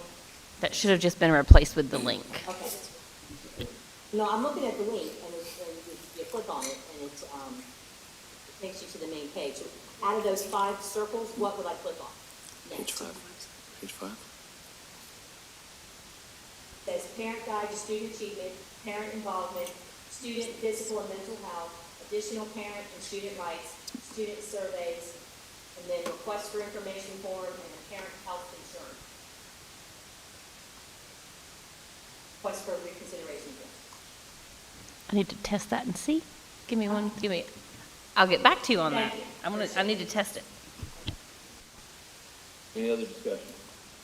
Is it just that policy? We're talking about all the policies. Yeah, I mean, Mr. Chairman, I just started off with that policy, but the other 3 I'm happy to speak to. We had been reviewing policy 3200, 3210, and in part of the discussion of updating those 2 policies, the discussion eliminated a quality review checklist, which the previous board had enacted. And the reason why that was enacted is because there was multiple instances where teachers in the classroom were overstepping, specifically when teaching about racism and slavery. So then the discussion became about a policy of professional expectation, and this is where policy 7205, and I know that's technically in the second, readings per second Can we hold that meeting. discussion until that time? All of these are connected together is what I'm trying to get at, Mr. Chairman, of talking about accountability and expectation and trying to lay that out for our staff as clear as possible. Okay,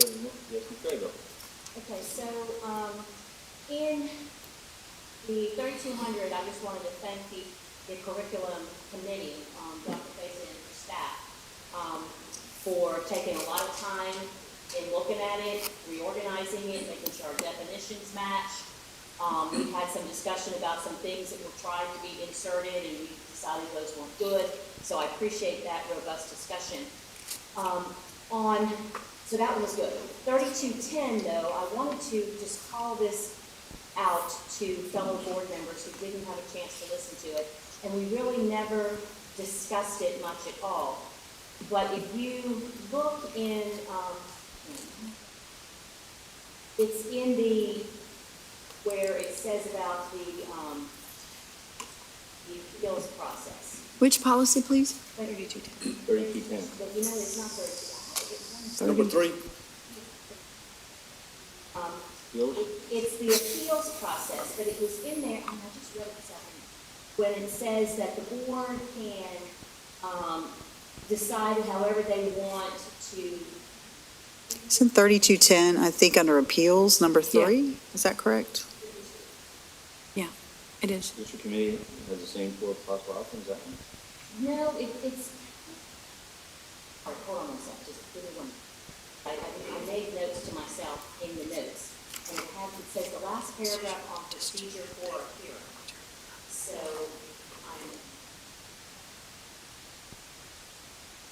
Last paragraph there, any further appeal of the decision of the district NHCS committee will be determined by the board?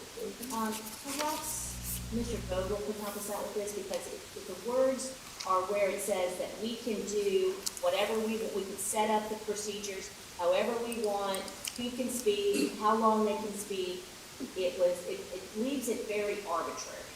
And I just was having a little bit of agita about that, and I wanted to see if other board members had picked up on that when they read it. So, hold on a second, maybe it's something. My thoughts were that we didn't want to have, that the staff didn't want to take that up.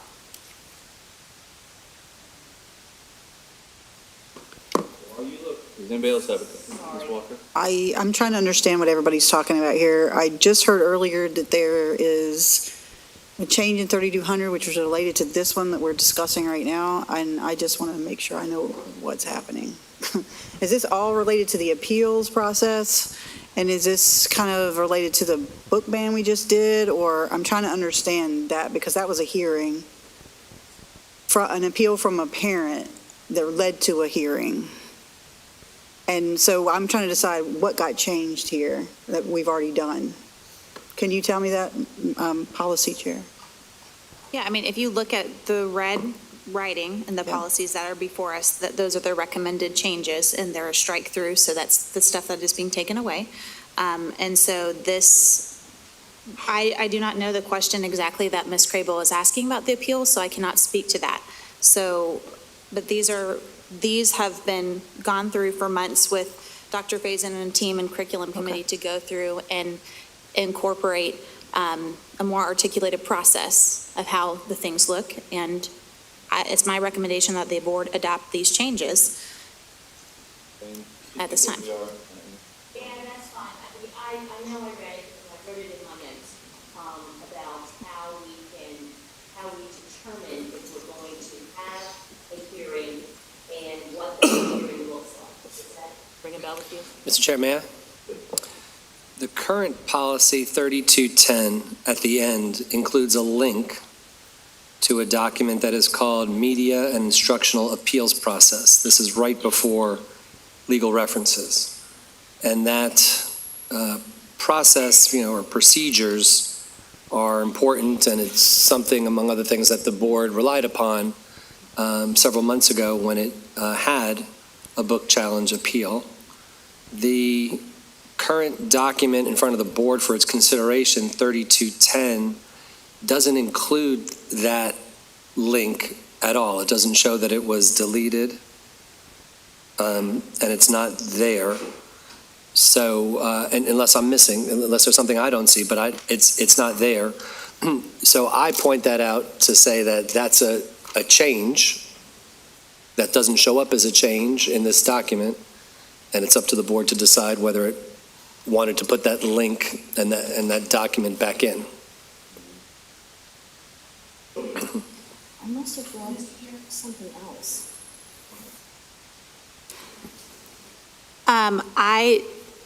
I'd have to look back and see. I'm fine with, I'll let you see your hand raised over there, sorry.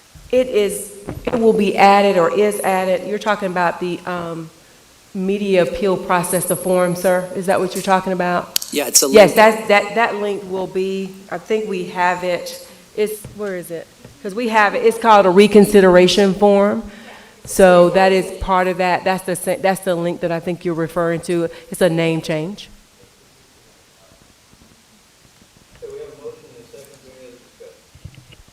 Mr. Chair, I just want to point out, too, there was a discussion in policy committee, so I wanted to bring it before the board about potentially adding language to include a reference to both not only the standard course of study, but also general statute. So that is not in here at this time, but if it's something that we want the policy committee to move forward and look into further, I just wanted to bring it to the board attention to do it for these two policies, 3200 and 3210, if it's the will of the board. So we did discuss that at length and voted not to put that in there for reasons, and we do have a letter from Mr. Vogel that said that we could put it in there, but when we were pressing, trying to get why we would need that, we decided that DPI and NCSBA covers that so that we don't need to have those words in there, and that was a very lengthy discussion. Can I just clarify, I think these policies are all together to vote on at the same time, and I feel like we're having a separate discussion about two distinct policies. I wouldn't mind pulling those out for a separate vote, because I'm not happy to vote on all of them at the same time, considering I don't think this is all complete as it is. So would it be too much can I just pull those two and then vote on them as separate? Like the 3210 and the 3200 and the 3210. And if we're pulling, I want to pull off 2230 because I want to ask a question about something. Okay, well, I will pull, is it a motion that I make, or do I just request to pull them off? I would like to make a motion to pull 3210 and 3200 off as a separate vote, personal vote for each of us. Second. Okay, we have those to pull off. Then we have 1310 and 2230 left. 2230, I just wanted to ask the question or point out that this is an easy one that we can resolve, where we need to have a link to the universal application form. The board has already approved that form, and we need to have a link to that. I think it's letter E, where we're talking about board responsibilities. Hold on a second, I'll find it. It is at the very bottom, and it is letter E, where it says has 1, 2, 3, 4, 5, and 6, and under number 5 is where I think we should insert a hyperlink that people can go straight to the universal application form.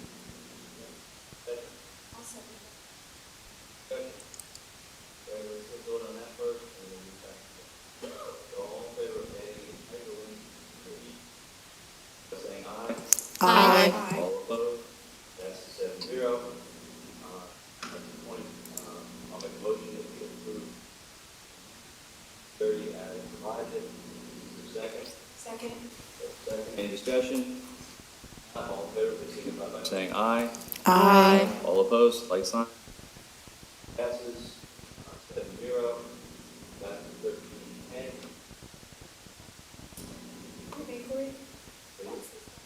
Policy 26. I'm sorry. But I couldn't remember, and then Ms. Walker mentioned it the other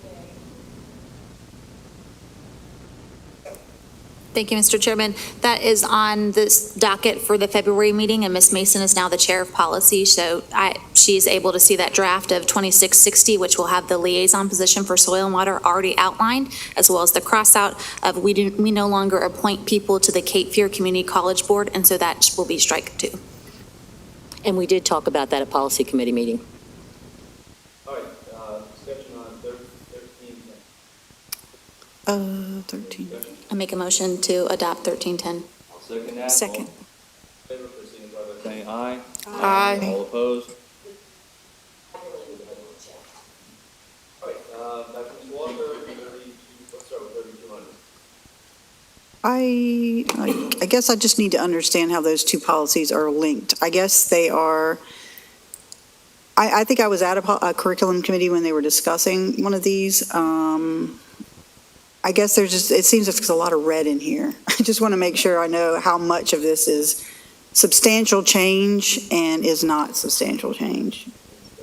There's a lot of red in there because they reorganized the wording.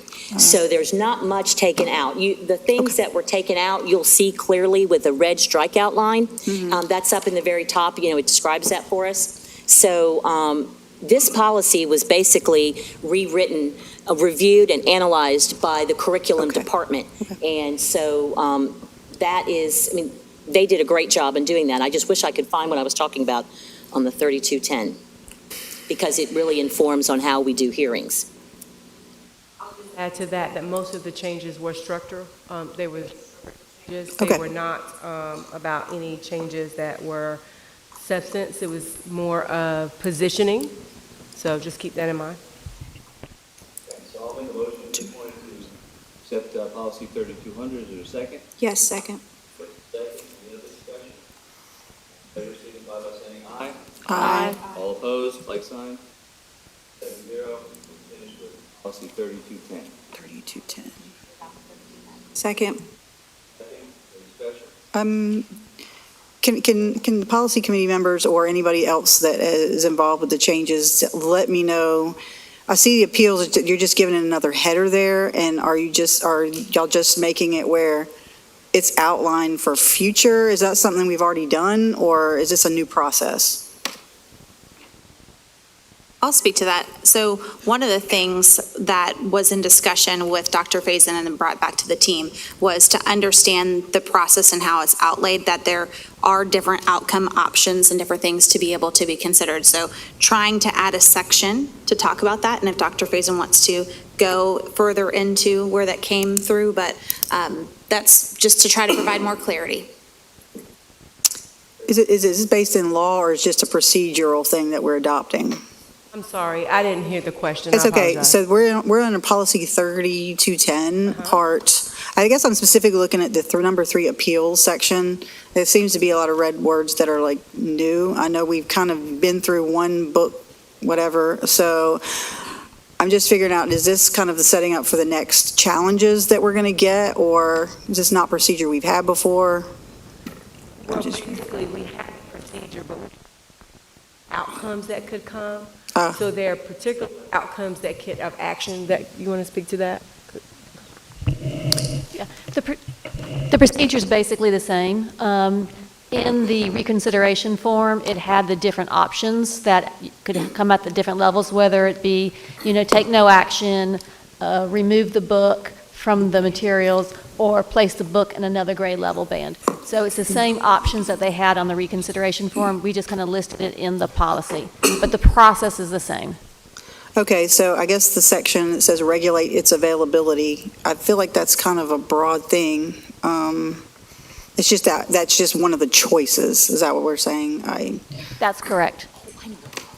Okay, it's kind of vague. I know where it was. I have a problem with that one. When we click on the link to the reconsideration form. Yes. Yes. All right, so you click on that and you go all the way down to the bottom, the very last paragraph.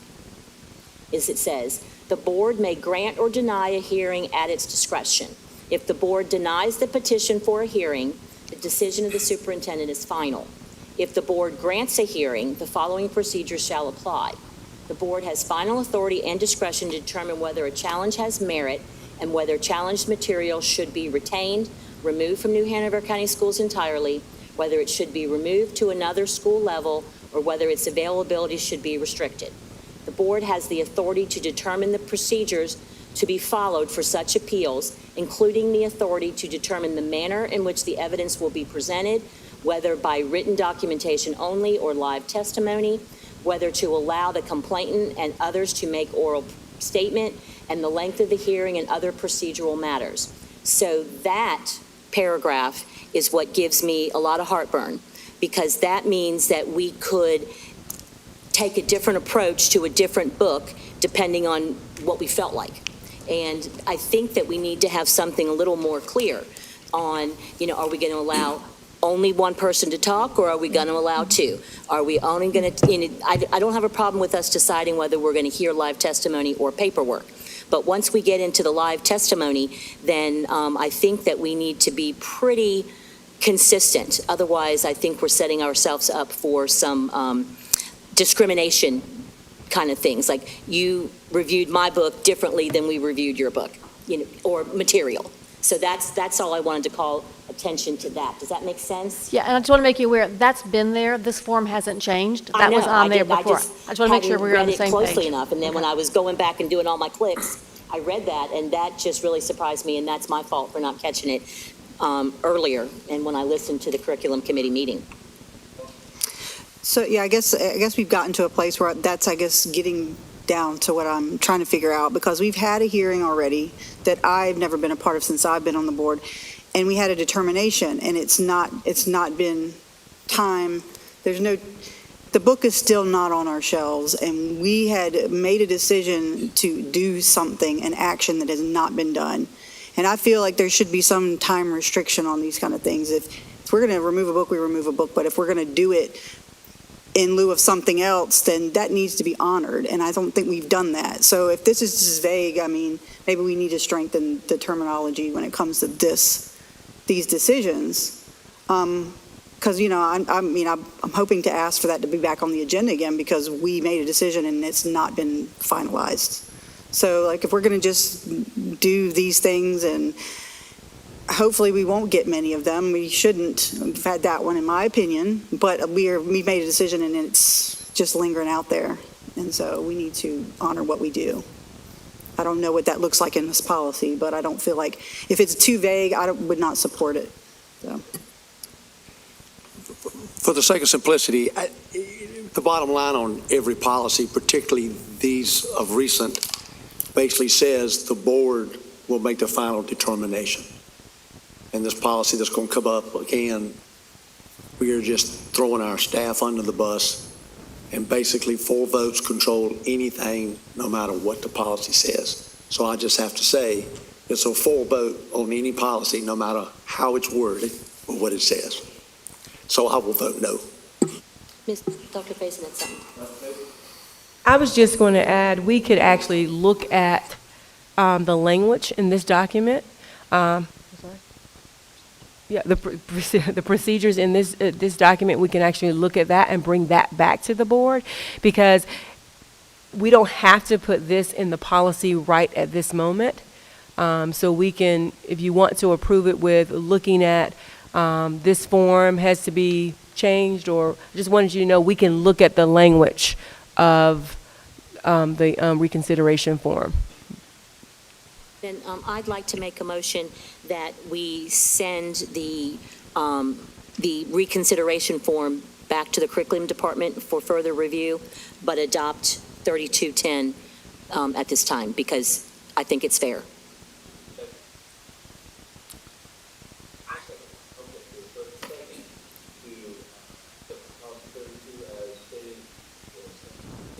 $32.10. You said 32.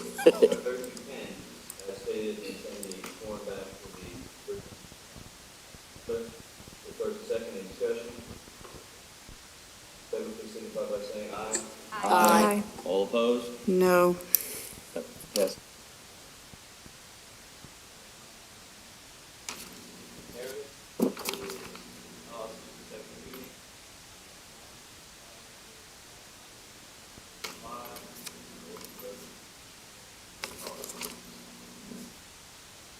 Thank you, Mr. Chairman. Like I said, in reviewing some of the processes and that we just approved for 3210 and 3200, one of the conversations was the quality review checklist. And that came about from a few instances in our district of teachers who should have taught a lesson differently. Let me say it nicely like that. And so the previous board had implemented a quality review checklist. Upon reviewing and conversations with our staff, it was heavily emphasized about race. And so the conversations became, how do we have these complex conversations in a way that as a district we can say, here's the expectation laid out for them. So I understand that there are differences of opinion with 7205. Some of you would like to see further language in that section Z, and others not at all. The whole premise of this policy is to outline professional expectation so that there is not a gray area of interpretation. That being said, I would recommend adopting this policy as written. Second.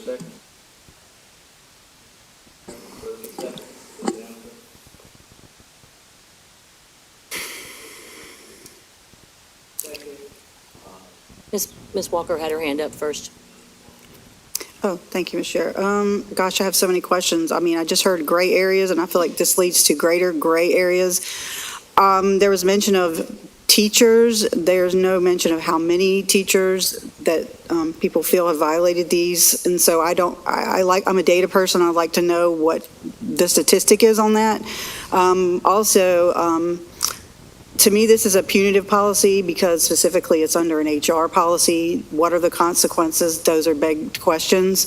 It's not based in law. It's already going to add to the low morale and the trust that we have. It's damaging to the district. I've spoken to a couple of board members before about this, and there are a lot of things in here that are very, very gray and could potentially just kind of cause teachers to feel like they can't speak freely and teach their students. Other people have spoke to it at called audience and probably said it a lot better than I have.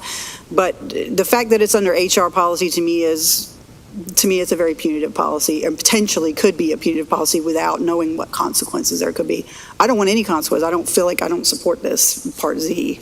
But I would like, hopefully someone can help me answer these questions.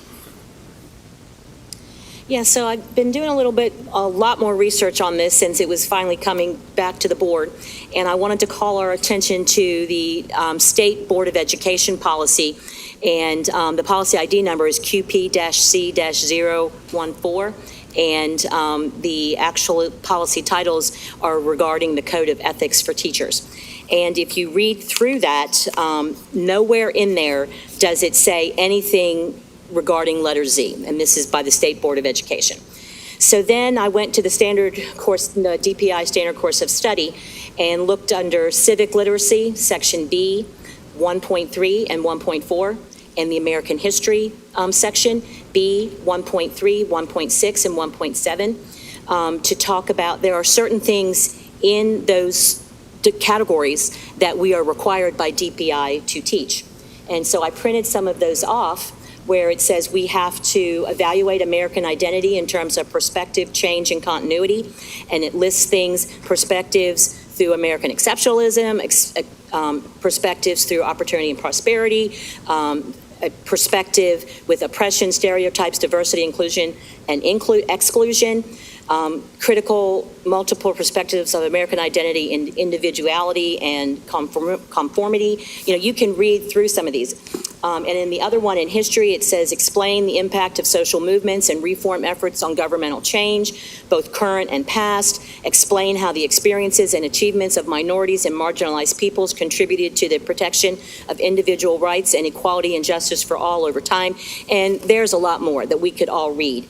So what bothers me most is that a teacher is trying to meet the DPI standard course of study, and yet we are criticizing him, her, they on how they're going about talking about such things as slavery, xenophobia, disenfranchisement, intolerance, and how they affected all Americans. So for us to put those kinds of things where the teachers are just trying to provide historical context in our country, where we were, how we got there, to put this in place is completely punitive. And those of you who weren't able to attend, the invitation from one of our teachers where she invited us to listen to her civics lessons in direct,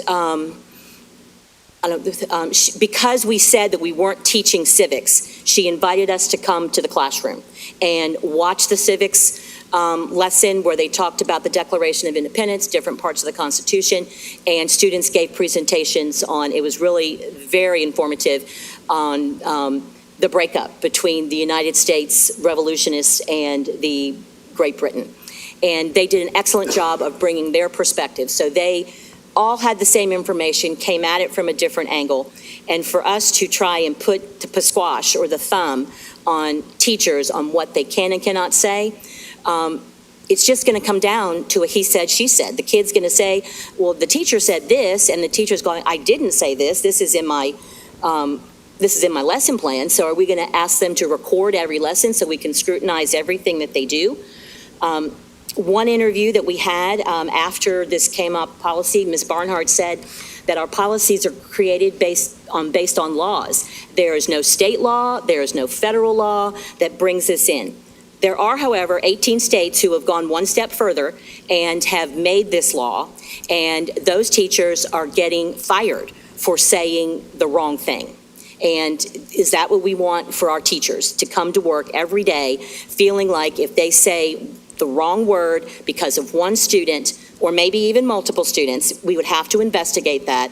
And how are we possibly ever going to enforce that and track that and make sure that we are being fair?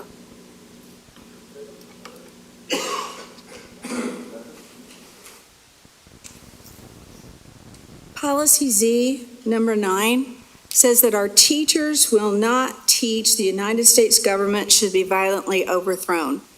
There's no law that says that. That's treason. These are things that teachers shouldn't be teaching. The United States government should be violently overthrown? Really? How about one race or sex is inherently superior to another race or sex? We don't want that taught. An individual solely by, this is number 2, solely by the virtue of his race or sex is inherently racist, sexist, or oppressive? We don't want that taught. We don't want that taught. It's that simple. Oh, you going to go, McMahon? You haven't been yet. Well, I'll go after you. Okay. You can cap us off. I'm being a gentleman. Let her go first.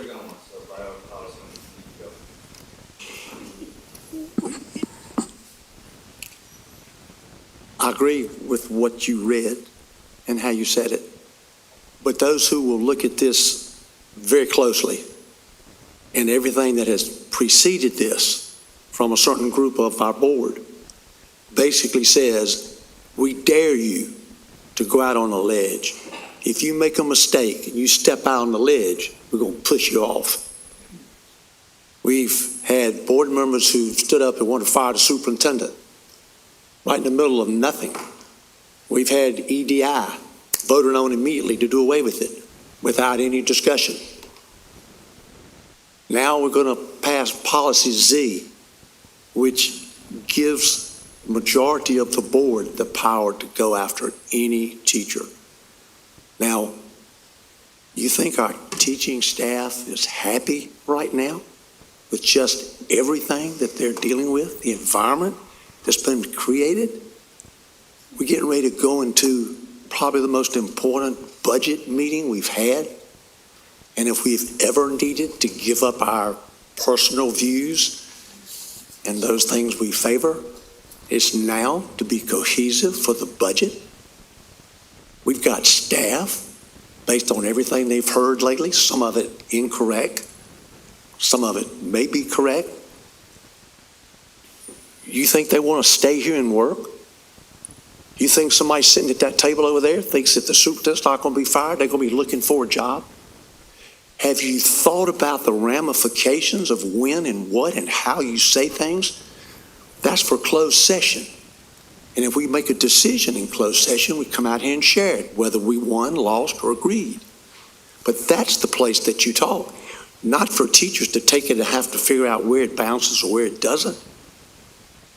In addition to us we're just absolutely ravaged. We're destroying our teacher morale. And I can't ask, but I guarantee the people that sit over in front of us what we say. So I cannot support this policy, but I'm sure it will pass. Thank you. A lot of these things listed here are presuming teachers are doing this, but I have seen no evidence that they are doing it. This is not based in law, but this is based in law, the Constitution. So I would just, the gray areas I'm talking about are very gray areas for teachers. It's under an HR policy, which is potentially be punitive, and we don't have consequences tied to it. We shouldn't, because it's not based in law. So I will not be supporting it either. Yeah, I forgot to mention this before, is that going back to the point that this was not precipitated by policy. It was not precipitated by law. Our General Assembly doesn't think that it is necessary because they can't pass it. But I do want to call us back to the earlier discussion, and I'm not opposed to Policy 7205 without, if you take out letter Z, there's nothing wrong with the policy, because everything in there goes back to and can be traced back to, according to Dr. Barnes when he explained that to us all last time at the policy committee meeting. There's nothing new in here. Letter Z is what, it's like when the legislators put together some bill and then they cram in all this secret stuff and all of a sudden you've got something going on that you didn't even know about. But if we go back to the very beginning when we sort of were being led to believe that Dr. Barnes brought this policy forward, and it turns out that it was not Dr. Barnes that brought this policy forward. It was somehow either Mr. Vogel or Ms. Barnhart and Ms. Bradford, and that can be proven through our invoices, and all you have to do.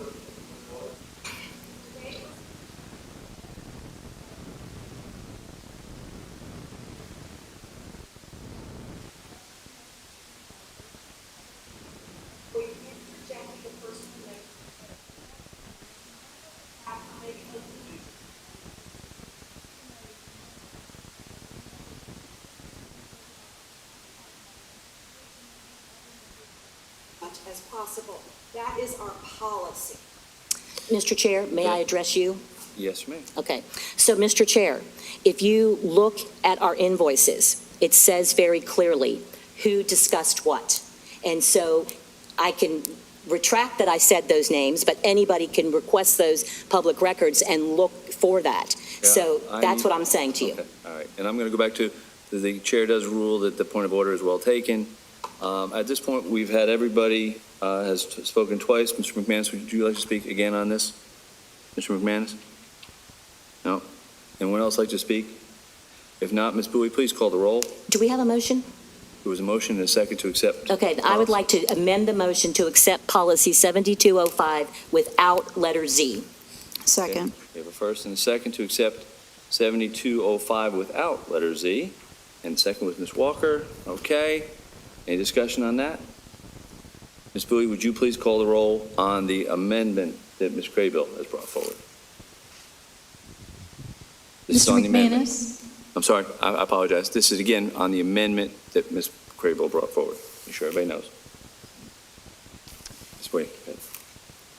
Mr. McManus? Yes. Ms. Craybill? Yes. Ms. Barnhart? No. Ms. Walker? Yes. Mr. Wildebohr? No. Ms. Mason? No. And Ms. Bradford? No. Okay, that's defeated. Go back to the original motion. That motion is to accept policy 7205 as written. Ms. Bowie, would you please call the roll? Mr. McManus? Ms. Craybill? No. Ms. Barnhart? Yes. Ms. Walker? No. Mr. Wildebohr? Yes. Ms. Mason? Yes. And Ms. Bradford? Yes. That passes 4-3. Carrying on. Our next discussion topic is the Vogel Law Firm. I will start the conversation with, I'd like to begin the discussion by pointing out that the Vogel Law Firm's contract runs through June of this year. We need counsel at all times during the year. I would suggest that we form an ad hoc committee to explore our options. There have been questions in the past about the purpose of such a committee. The only purpose I see for that committee is to bring down the number of firms to no more than 3. If there are 3 or less firms that apply, there is no need for a committee to meet. Further, I would like to name, or I will name, Mr. Hugh McManus, Ms. Melissa Mason, and Ms. Josie Barnhart to serve on the committee. The reason is simple. None of the 3 of these board members have served on ad hoc committee relating to attorney searches. Before anyone asks, why isn't the superintendent named to this committee? Simple reason is that when there was a split vote last year, I was asked to decide when the superintendent chose not to. The superintendent will be asked to advise this committee, but not to vote. I have the timeline to report this committee, the timeline of the report of this committee will be heard in the April meeting, allowing the board to interview the top 3 firms and make a final decision in May to be effective at the end of June. This is no slight to to the Vogel firm, and we encourage them to apply. So I make that motion. Is there a second? Second. Maybe a first, a second. Discussion? Ms. Craybill. So, to your point that we always have to have legal counsel, we are always able to hire legal counsel in addition to who we have for general counsel. So that's really not a good reason, but to do that. But does this mean that we're taking off the table perhaps the option of hiring in-house counsel in lieu of a general counsel? I think that would be up to that committee. We can open it up, an RFP, Q, all those letters. Okay. And then, so the other thing I would ask is that in other superintendent searches that when I We're not doing superintendent. We're not doing superintendent search. I'm sorry, I didn't mean that. Legal searches that that the superintendent and the chief financial officer also got to weigh in and do rubrics. So we cannot discount our employees' opinions on this. That's you know, fine. having the superintendent as the tiebreaker is not good, because then somebody's not going to like him, and then it's not going to look good. But the other thing, too, I just wanted to make certain that when we have this committee, that no one person on the committee gets to strong-arm the others to say, we must hear this presentation even when they scored the lowest, which has happened here, and it also happened in other counties, and it has caused strife. So I wanted to just throw that out there with that. And I will speak next if you don't, well, I've already kind of spoken, so I'll give my second turn. I'll cut myself off after that. I think that, it's valid. I think that's why I said the superintendent would be there to advise that committee, not saying we're going to keep him out of the loop, but he would be there to advise. But then we would have a 3-person committee. I think our chief financial officer should be included in that. I don't know, has she been in the past? Yes, Mary Hazel was in on every one of them. They present to tell the rules. Okay, of absolutely. How they do an RFP. You can be part of it too then. Very good. I have no problem with that. Kevin Nicholas. Okay, all right. Shayla. Ms. Walker? I tend to agree with Ms. Crable. I got to watch another county, and they had a much more robust group of people that weighed in.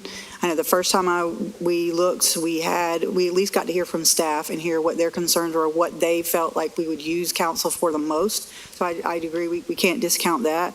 But I'll also say, as a person that's been on it, and I came to it in good faith, and I scored based on what I read, and I honestly feel looking back now, I don't feel like my time was respected. I don't feel like my opinion mattered. And so I feel like if going forward, we've got 3 board members, that's fine. And with the discussion we've had, I just don't want this process to be as bad, I guess, as it was before. And I don't mean bad in like it was the most horrible thing ever. But at the same time, I've seen other systems do it a little bit more robustly. And that's what I would like to see going forward with the next search. Thank you, Ms. Walker. Ms. Barnhart? So 2 clarifying things, Mr. Chairman. The decision lies with the board, not the committee. Absolutely. 100%. And the second clarifying thing is you are saying name a committee in the event that we have more than 3 applicants. So at least 4 or more applicants is only when the committee, and you named me and Melissa and Hugh as the committee. But if only 2 applicants apply, we don't have a committee, it's just the whole board. Right. So just clarifying. Okay, thank you. You know, and I'm not supposed to speak a third time, but I'm going to.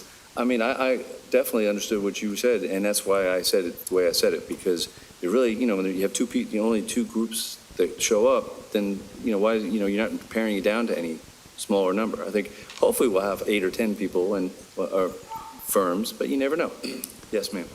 Well, I would like to say that too, like, I felt like because I was on both committees, I felt like, I think, and I don't know this because I wasn't there in the room when people were contacted, but I feel like the search, we have to keep our options open. To Ms. Crable's point about potentially thinking about an in-house counsel, any way that's going to make us save money, any way we're going to feel like we're going to get the best advice that we possibly can. And so I'm hoping that we search, just do a good search. I mean, and I guess the new members, if they want to hear from me, I would love to give my opinion on what I think going through that process twice that would help them. Can I ask Ms. Sutton, you know, and please clarify for me, there's an RFP and an RFQ, is that correct? And which is the one we use, or can we use both to expand the number of people? We normally use a RFP because that way we can evaluate other than just price. We look at the different qualifications of who's applying and then also what's a good fit for us in addition to price. So that's why we usually go with the RFP instead of an RFQ. Tim? I'd like to offer an amendment to yours that we do both an RFP and an RFQ. We did the P, if I remember correctly, last time, and we got just very tiny response. So why not broaden the search and do both?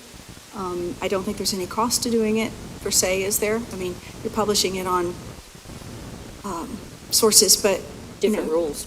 if we're I'm not sure I understand, do both the RFP and an RFQ? Is that what you're saying? Yeah, or, you know, I mean, So, my experiences is in RFPs and not in RFQs, so. I don't think there's a benefit of doing both. Aren't there So, because you're going to get, during- maybe I'm not understanding, but I don't think you're going to get additional people apply because you send it out as a RFQ versus RFP. All that has to do with RFP versus RFQ is about how we evaluate what's submitted to us. It's not going to limit the people that would submit proposals. And I'm aware that you said that last time, but we just got so few people.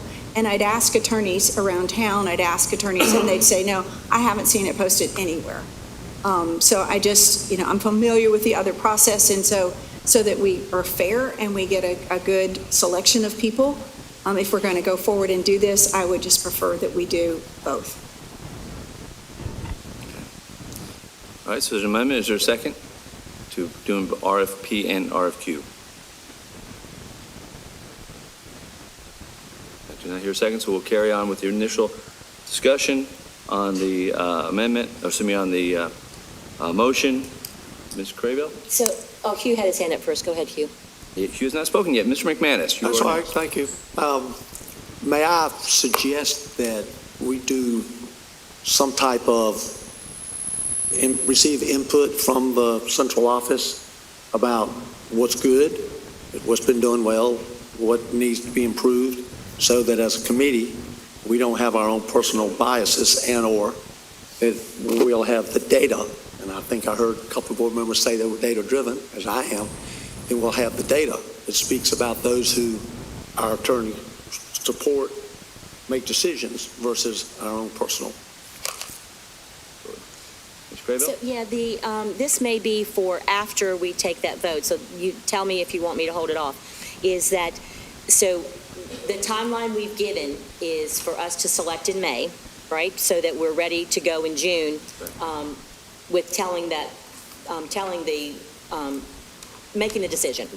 So, but one of my concerns still is there. Between now and May, we have an attorney that doesn't cover our needs.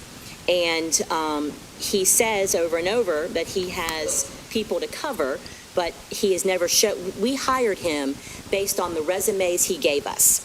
And he gave us the resumes of himself, Terry Wallace, Jonathan Sink, Leah Sink. And we have some of our bills, we have a lot of new letters on there, JD, K something, charged at different rates. So we don't know who those people are, what their qualifications are. And he says on the website, they have significant experience, but we can't even judge that. So I'm concerned that when you say we don't have coverage, just because we have a person's name down there doesn't mean we have coverage with that. And Ms. Crable, if I don't mean to stop you, but is that the right place to do that? I mean, should I bring this up again? Yeah, you can bring it up right Okay. after. Let's go ahead and vote on Okay. my motion, and then you Okay. can bring it up right after that, okay? I'm fine with that. All right.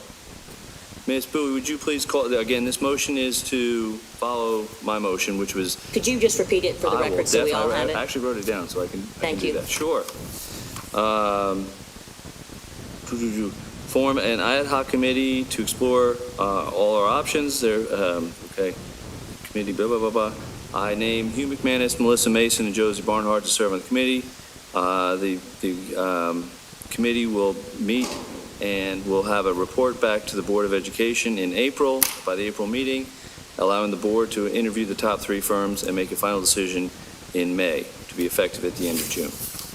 Can I just ask, Ms. Sutton, is that enough time? Like for us to get an RFP put together and sent out? And for us to review it? We should be able to do that. We'll just have to get with we'll just have to look at our calendars and go ahead and get things on the calendar as fast as possible so we can make sure we have time. Because we did it with Barrington Smith at one time, February, and we had it done by May. So Yep, I'm just making sure that it'll be with a all the quick budget things, turnaround. We can still do it, okay? Yep. Okay. We won't be able to leave it posted as long because the turnaround. Ms. Bowie, if you'd call the roll, please. Yes. Hugh McManus. I guess yes. Craybill. Yeah, if this is the only way to get rid of him, then yes. Ms. Craybill. Sorry, I retract. Miss Barnhart. Yes. Miss Walker. Yes. Mr. Wildebohr. Yes. Miss Mason. Yes. And Miss Bradford. No. Okay, that passes 6-1. Mr. Craybill? Yes, so I would just like for us to discuss as a board or give our feedback to the members of the committee what exactly that we're looking for. But I also want us to get a report from Mr. Vogel on who exactly is in his firm, what their credentials are, and how they are going to best serve us so that we know if we have to look elsewhere. On his website, it also says that the experience that they have is defending families, students, teachers against school systems. There's nothing mentioned on there at all, not even his Cabarrus County stint on representing a school board. So I just think that we deserve that updated information. If he can give it tonight, that would be great. If he needs to send that to us tomorrow in an email, then that would also be acceptable to me, but will of the board. Ms. Barnhart? Thank you, Mr. Chair. Looking over our policy 2610, this policy allows for the board to work with multiple attorneys. And tonight, I believe it is in the best interest to name counsel to help our district with EC matters. I will not be discussing closed session details, but the 7 of us on this dais know them. Due to the fact that the board has already extended the contract under the pretext that we will be working alongside the Vogel Law Firm, Sink Law Firm, and Terry Wallace, and we were notified as of January 1, the Sink Law Firm PLLC is no longer working with Vogel. I make a motion tonight to extend specific EC matters to allow our staff to work with the Sink Law Firm PLLC. There's a motion. Is there a second?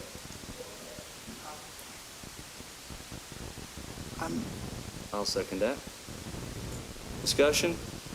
So what happens if are you specifically wanting the sinks, or can we use our staff who have other experience with lawyers that are specialty EC? I mean, I don't have a problem with what you suggested, but we would have to vote again if that's what we're voting on. So that's all that I'm asking. If the staff wants to respond to my motion as far as being in favor or that they're welcome to do so, But the regards, it's the law firm and its entity, so it's not naming a single person, but specifically and solely for EC matters. It would allow that opportunity. Mr. Chair, Yes, sir. I don't think it's right to expect the staff over there to have an opinion at this point. I think that's kind of throwing everybody under the bus. This just happened. What I'd like to see, though, is that we are allowed to get input. I mean, Mr. Vogel may be the best thing since cottage cheese, but I'd like to know. And I've never had words from Mr. Vogel ever, so I'm just, once again, we serve our students and our staff, and I'd like their input on everything. Usually we ask them for input on everything. So I think it's important that we consider their input as far as this is concerned. And since we've got to do something by April, it's important that we get moving. Ms. Walker? Thank you. I am not sure if this is appropriate or not, whether we can maybe have a friendly amendment to that to not just include the sinks, but perhaps other law firms that specialize in EC, because I feel like, I don't know if I feel comfortable voting just for the sinks for that advice, because I feel like there's a lot of people out there that do have a lot of experience with EC matters. If we can just open it up to just other firms, period. I mean, I feel like that is just such a definite only kind of thing. I'm not opposed to them. I just would like to be open to more than just them, if that's possible. Okay, thank you. Ms. Bradford? I don't understand. If I am correct, in the last 2 years, we have had a total of 3 EC cases. 2 under Tharrington, 1 transferred from Tharrington to Vogel, and 1 more to Vogel. I think we're artificially creating a crisis here. I've got to say this. I believe this is a personal vendetta. I believe it's just way off the grid for unhinged, and I want no part of it.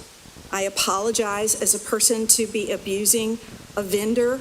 I can't imagine the example we set for all the vendors out there, that they might annoy one board member to the point that they would go on a personal vendetta against them to destroy them. Yeah, please, It's point of order, just, sir. it's just, Point of order. Made against my remarks. All right, and I do find that to be well taken. Thank you. So again, we have the motion in front of us now to Mr. Chair. reach out to the sinks for the EC matters. Chair, I offered a friendly Oh, I'm sorry. Yes, you did. amendment. I Do don't we know have a second? if Ms. Barnhart wants to answer to that or not. I just feel like maybe we can open. Okay, yeah, no, you're right, and I'm saying we need a second, though, for I'll that. second that. Okay, we have first and second for a friendly motion. Amendment, Amendment, sorry. if Ms. Barnhart wants to answer or Would you not, be I don't willing know. to state another additional EC council, and then we can decide? Ms. Barnhart? Thank you. So looking at our policy, I was under the impression that we had to name a specific council. So with that being said, I'm open to naming multiple, and if we are going to go that route, then I would amend my motion to say, to allow the district to work alongside specific EC matters with either the Sink Law Firm PLLC and/or Pointer Spruill. Yes. Does that need a second? You've already seconded that. But this is, because this is an amendment. Ms. Grable seconded. If she can amend her own motion. Okay, thank you. All right, so the motion now, okay, we have a motion and a second to extend an opportunity to either the Sink Law Firm or Pointer Spruill in the EC matters. Ms. Bowie, would you please call the roll? Mr. Chairman, Yes, sir. may I have an opportunity? Sure, yes, sir. Okay, thank you very much. The board has already voted to put together some kind of committee to look at options and choices beginning in July, right? Knowing that our law firm has a contract through June. Now, out of left field, we're hearing a concern about our law firm's ability to support the school board and the school district in the area of EC, special education. It's a very strange point to make, I have to say, Mr. Chair. I mean, point of order, Mr. Chair, I brought this up in the January meeting. This is not Yes, the gentlelady did bring it up in the January meeting. Can we rule on a point of order, please? The gentlelady, may I? Roll point of He's order. not part of our board. He doesn't get to interject. He did this in Cabarrus County, too. Ma'am. I'm going to let him finish his Thank you. Okay. The gentlelady did make a point in January, and I spoke to the gentlelady down from the right from me about what she said about, a concern about EC. And we spoke about how we are covering EC and how the lawyers who used to work for our firm didn't do much work generally and didn't do much work in EC. Speaking of special education, just today, our firm, me in particular, spent the entire day with the Assistant Superintendent Julie Varnum and the EC Director Joanna Souza working on a very important EC case. We get along terrific. We were collegial. We were collaborative. We made a lot of progress on a pending EC case that we'll be happy to brief the board on in closed session, and we've spoken to the board again. I don't believe any board member has had a conversation with EC Director Joanna Souza. She and I work closely together and very collaboratively. I understand that no board member has spoken to her. So this idea that our law firm, or me in particular, has trouble handling the work or the workload from the EC department or CEC cases is simply not based on fact. And it makes one wonder why. I mean, there are 115 school districts and school boards across the state. They're all meeting this week and next week, and they're talking about really important issues of academic achievement and fiscal responsibility and student safety. And they're not talking about their law firm month after month after month. They're talking about transparency and accountability. They're talking about the Parents' Bill of Rights implementation. They're talking about fairness for women in sports. Point of order. We are talking about our decision, not Mr. Vogel to defend himself at this point in time. He can apply again if he wants to do that. Did want to dispute, I wanted to support Ms. Barnhart in that this has not been out of the blue. We've discussed this for several months now. The sinks accounted for 25% of the work of the Vogel Law Firm, the majority of that being in EC and the rest was in fines and forfeitures. So this meeting is not for him to defend himself and talk about what other boards are doing and what people across the state are doing and to interject to us what we should be prioritizing. If we believe that this is what we need to prioritize, then we believe that, and his opinion on that doesn't matter. May I finish? Mr. Chair, Okay, it's thank 20 you. minutes. It's And I way would say, past 20 minutes. Mr. Chair, and to the board, and as I said before, be careful not to be fooled by misinformation that you may be getting from people who have an ulterior motive, people who may be disgruntled, people who may have been disloyal to this board or to our law firm, and people who may have a hidden, perhaps political agenda. I said it before. Point of order. Mr. Vogel, I am going to have to limit you because we are running out of time. So Yeah, we're out of time. at this point, Ms. Bowie, would you please call the roll? This is to make a motion to extend EC services, EC law needs. Say what you said again, I'm sorry. Ms. Barnhart. I did not write it down. My motion is to allow New Hanover County Schools to reach out specifically with EC matters to either the Sink Law Firm PLLC and/or Pointer Spruill. Mr. Chair, one more thing, if I may say, there is no Sink Law Firm, PLLC. That is not the name of that legal entity. We can figure that out ourselves. Okay. Yes. Thank you, Mr. Bowie. Yes. Mr. McManus? Yes. Ms. Craybill? Yes. Ms. Barnhart? Yes. Ms. Walker? Yes. Mr. Wildebohr? No. Ms. Mason? No. And Ms. Bradford? No. That passes 4-3. That will be in effect. We are moving on. We had given allotted 20 minutes for the Career Readiness Academy at Mosley. We've now doubled that, and we need at least an hour for closed session, so we need to get right onto that. Mr. Wildebohr? Is it, I think I recalled you saying that closed session was kind of important tonight. We are an hour out. May I make a motion to go into closed session now and then talk about the Career Readiness Academy with the time that's left? We have a motion. Is there a second? I'll second, since we have a policy that says we have a time stop. So if we have important closed session stuff, we need to do that. Okay. Second. We have a motion to go into closed session this time and to pick up the Career Readiness Academy at Mosley afterwards. Any big discussion? We're running out of time. If not, Ms. Bowie, please call the roll. Mr. McManus? Ms. Craybill? Yes. Ms. Barnhart? Yes. Ms. Walker? Yes. Mr. Wildebohr? Yes. Ms. Mason? No. And Ms. Bradford? That passes 5-2. All right. All right. I entertain a motion at this point to go into closed session pursuant to General Statute 143, 318, 11 for the following reasons: to prevent disclosure of information that is privileged or confidential pursuant to General Statute 115C, 402, and not considered public record within the meaning of Chapter 132 of the General Statutes, to consult with an attorney in order to preserve the attorney-client privilege between the attorney and the board, including to respect to John Doe's 15 through 17 versus New Hanover County Board of Education and New Hanover County Board of Education versus Liberty Insurance Company and BH versus New Hanover County Board of Education, and to consider the qualifications, competence, bless you, performance, character, fitness, conditions, appointment, or conditions of initial appointment of an individual employed or considered for employment within the school system, or to hear or investigate a complaint, charge, grievance by or against any individual employee. Do I hear such a motion?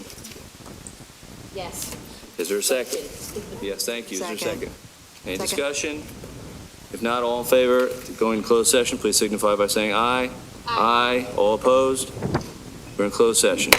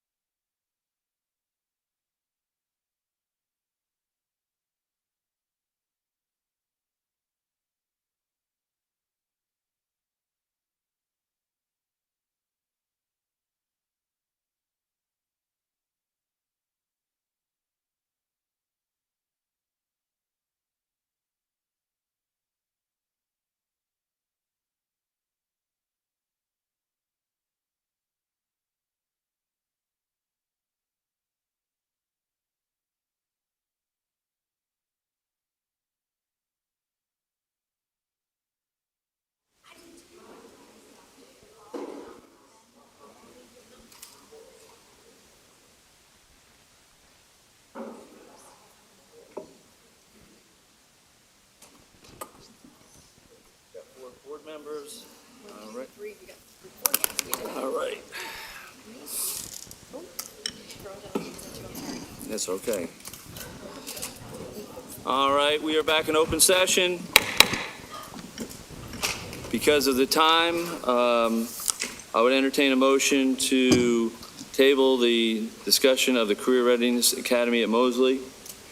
I would make a motion to postpone the discussion until the March meeting. Okay, is there a second? First and second, any discussion?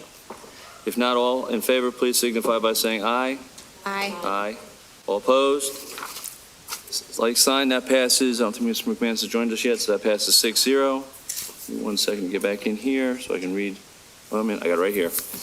Quickly, announcements. The Board of Education will hold a budget session on Monday, February 12, 2024 at 10 a.m. in the Board of Education Center. The general public will have the option to view remotely on New Hanover County Schools TV YouTube. The Title IX Committee will hold a meeting on Monday, February 12, 2024 at 3 p.m. in the Board of Education Center. The general public will have an option to view remotely also on the same. The Policy Committee will be meeting on Tuesday, February 20th at 10 a.m. at the Board of Education Center. The general public will have an option to view remotely for that also. New Hanover County Board of Education will hold an agenda review meeting on Wednesday, March 6, 2024 at 2 p.m. at the Board of Education Center. The general public will have the option to view remotely also. And the Board of Education will hold its March regular meeting on Tuesday, March 12th at 5 p.m. at the Board of Education Center. The general public will have an option to view remotely on the New Hanover County Schools TV YouTube. At this point, I would entertain a motion to adjourn. So moved. We have a motion. Is second. All in favor, please signify by saying aye. Aye. All opposed, like sign. We are adjourned.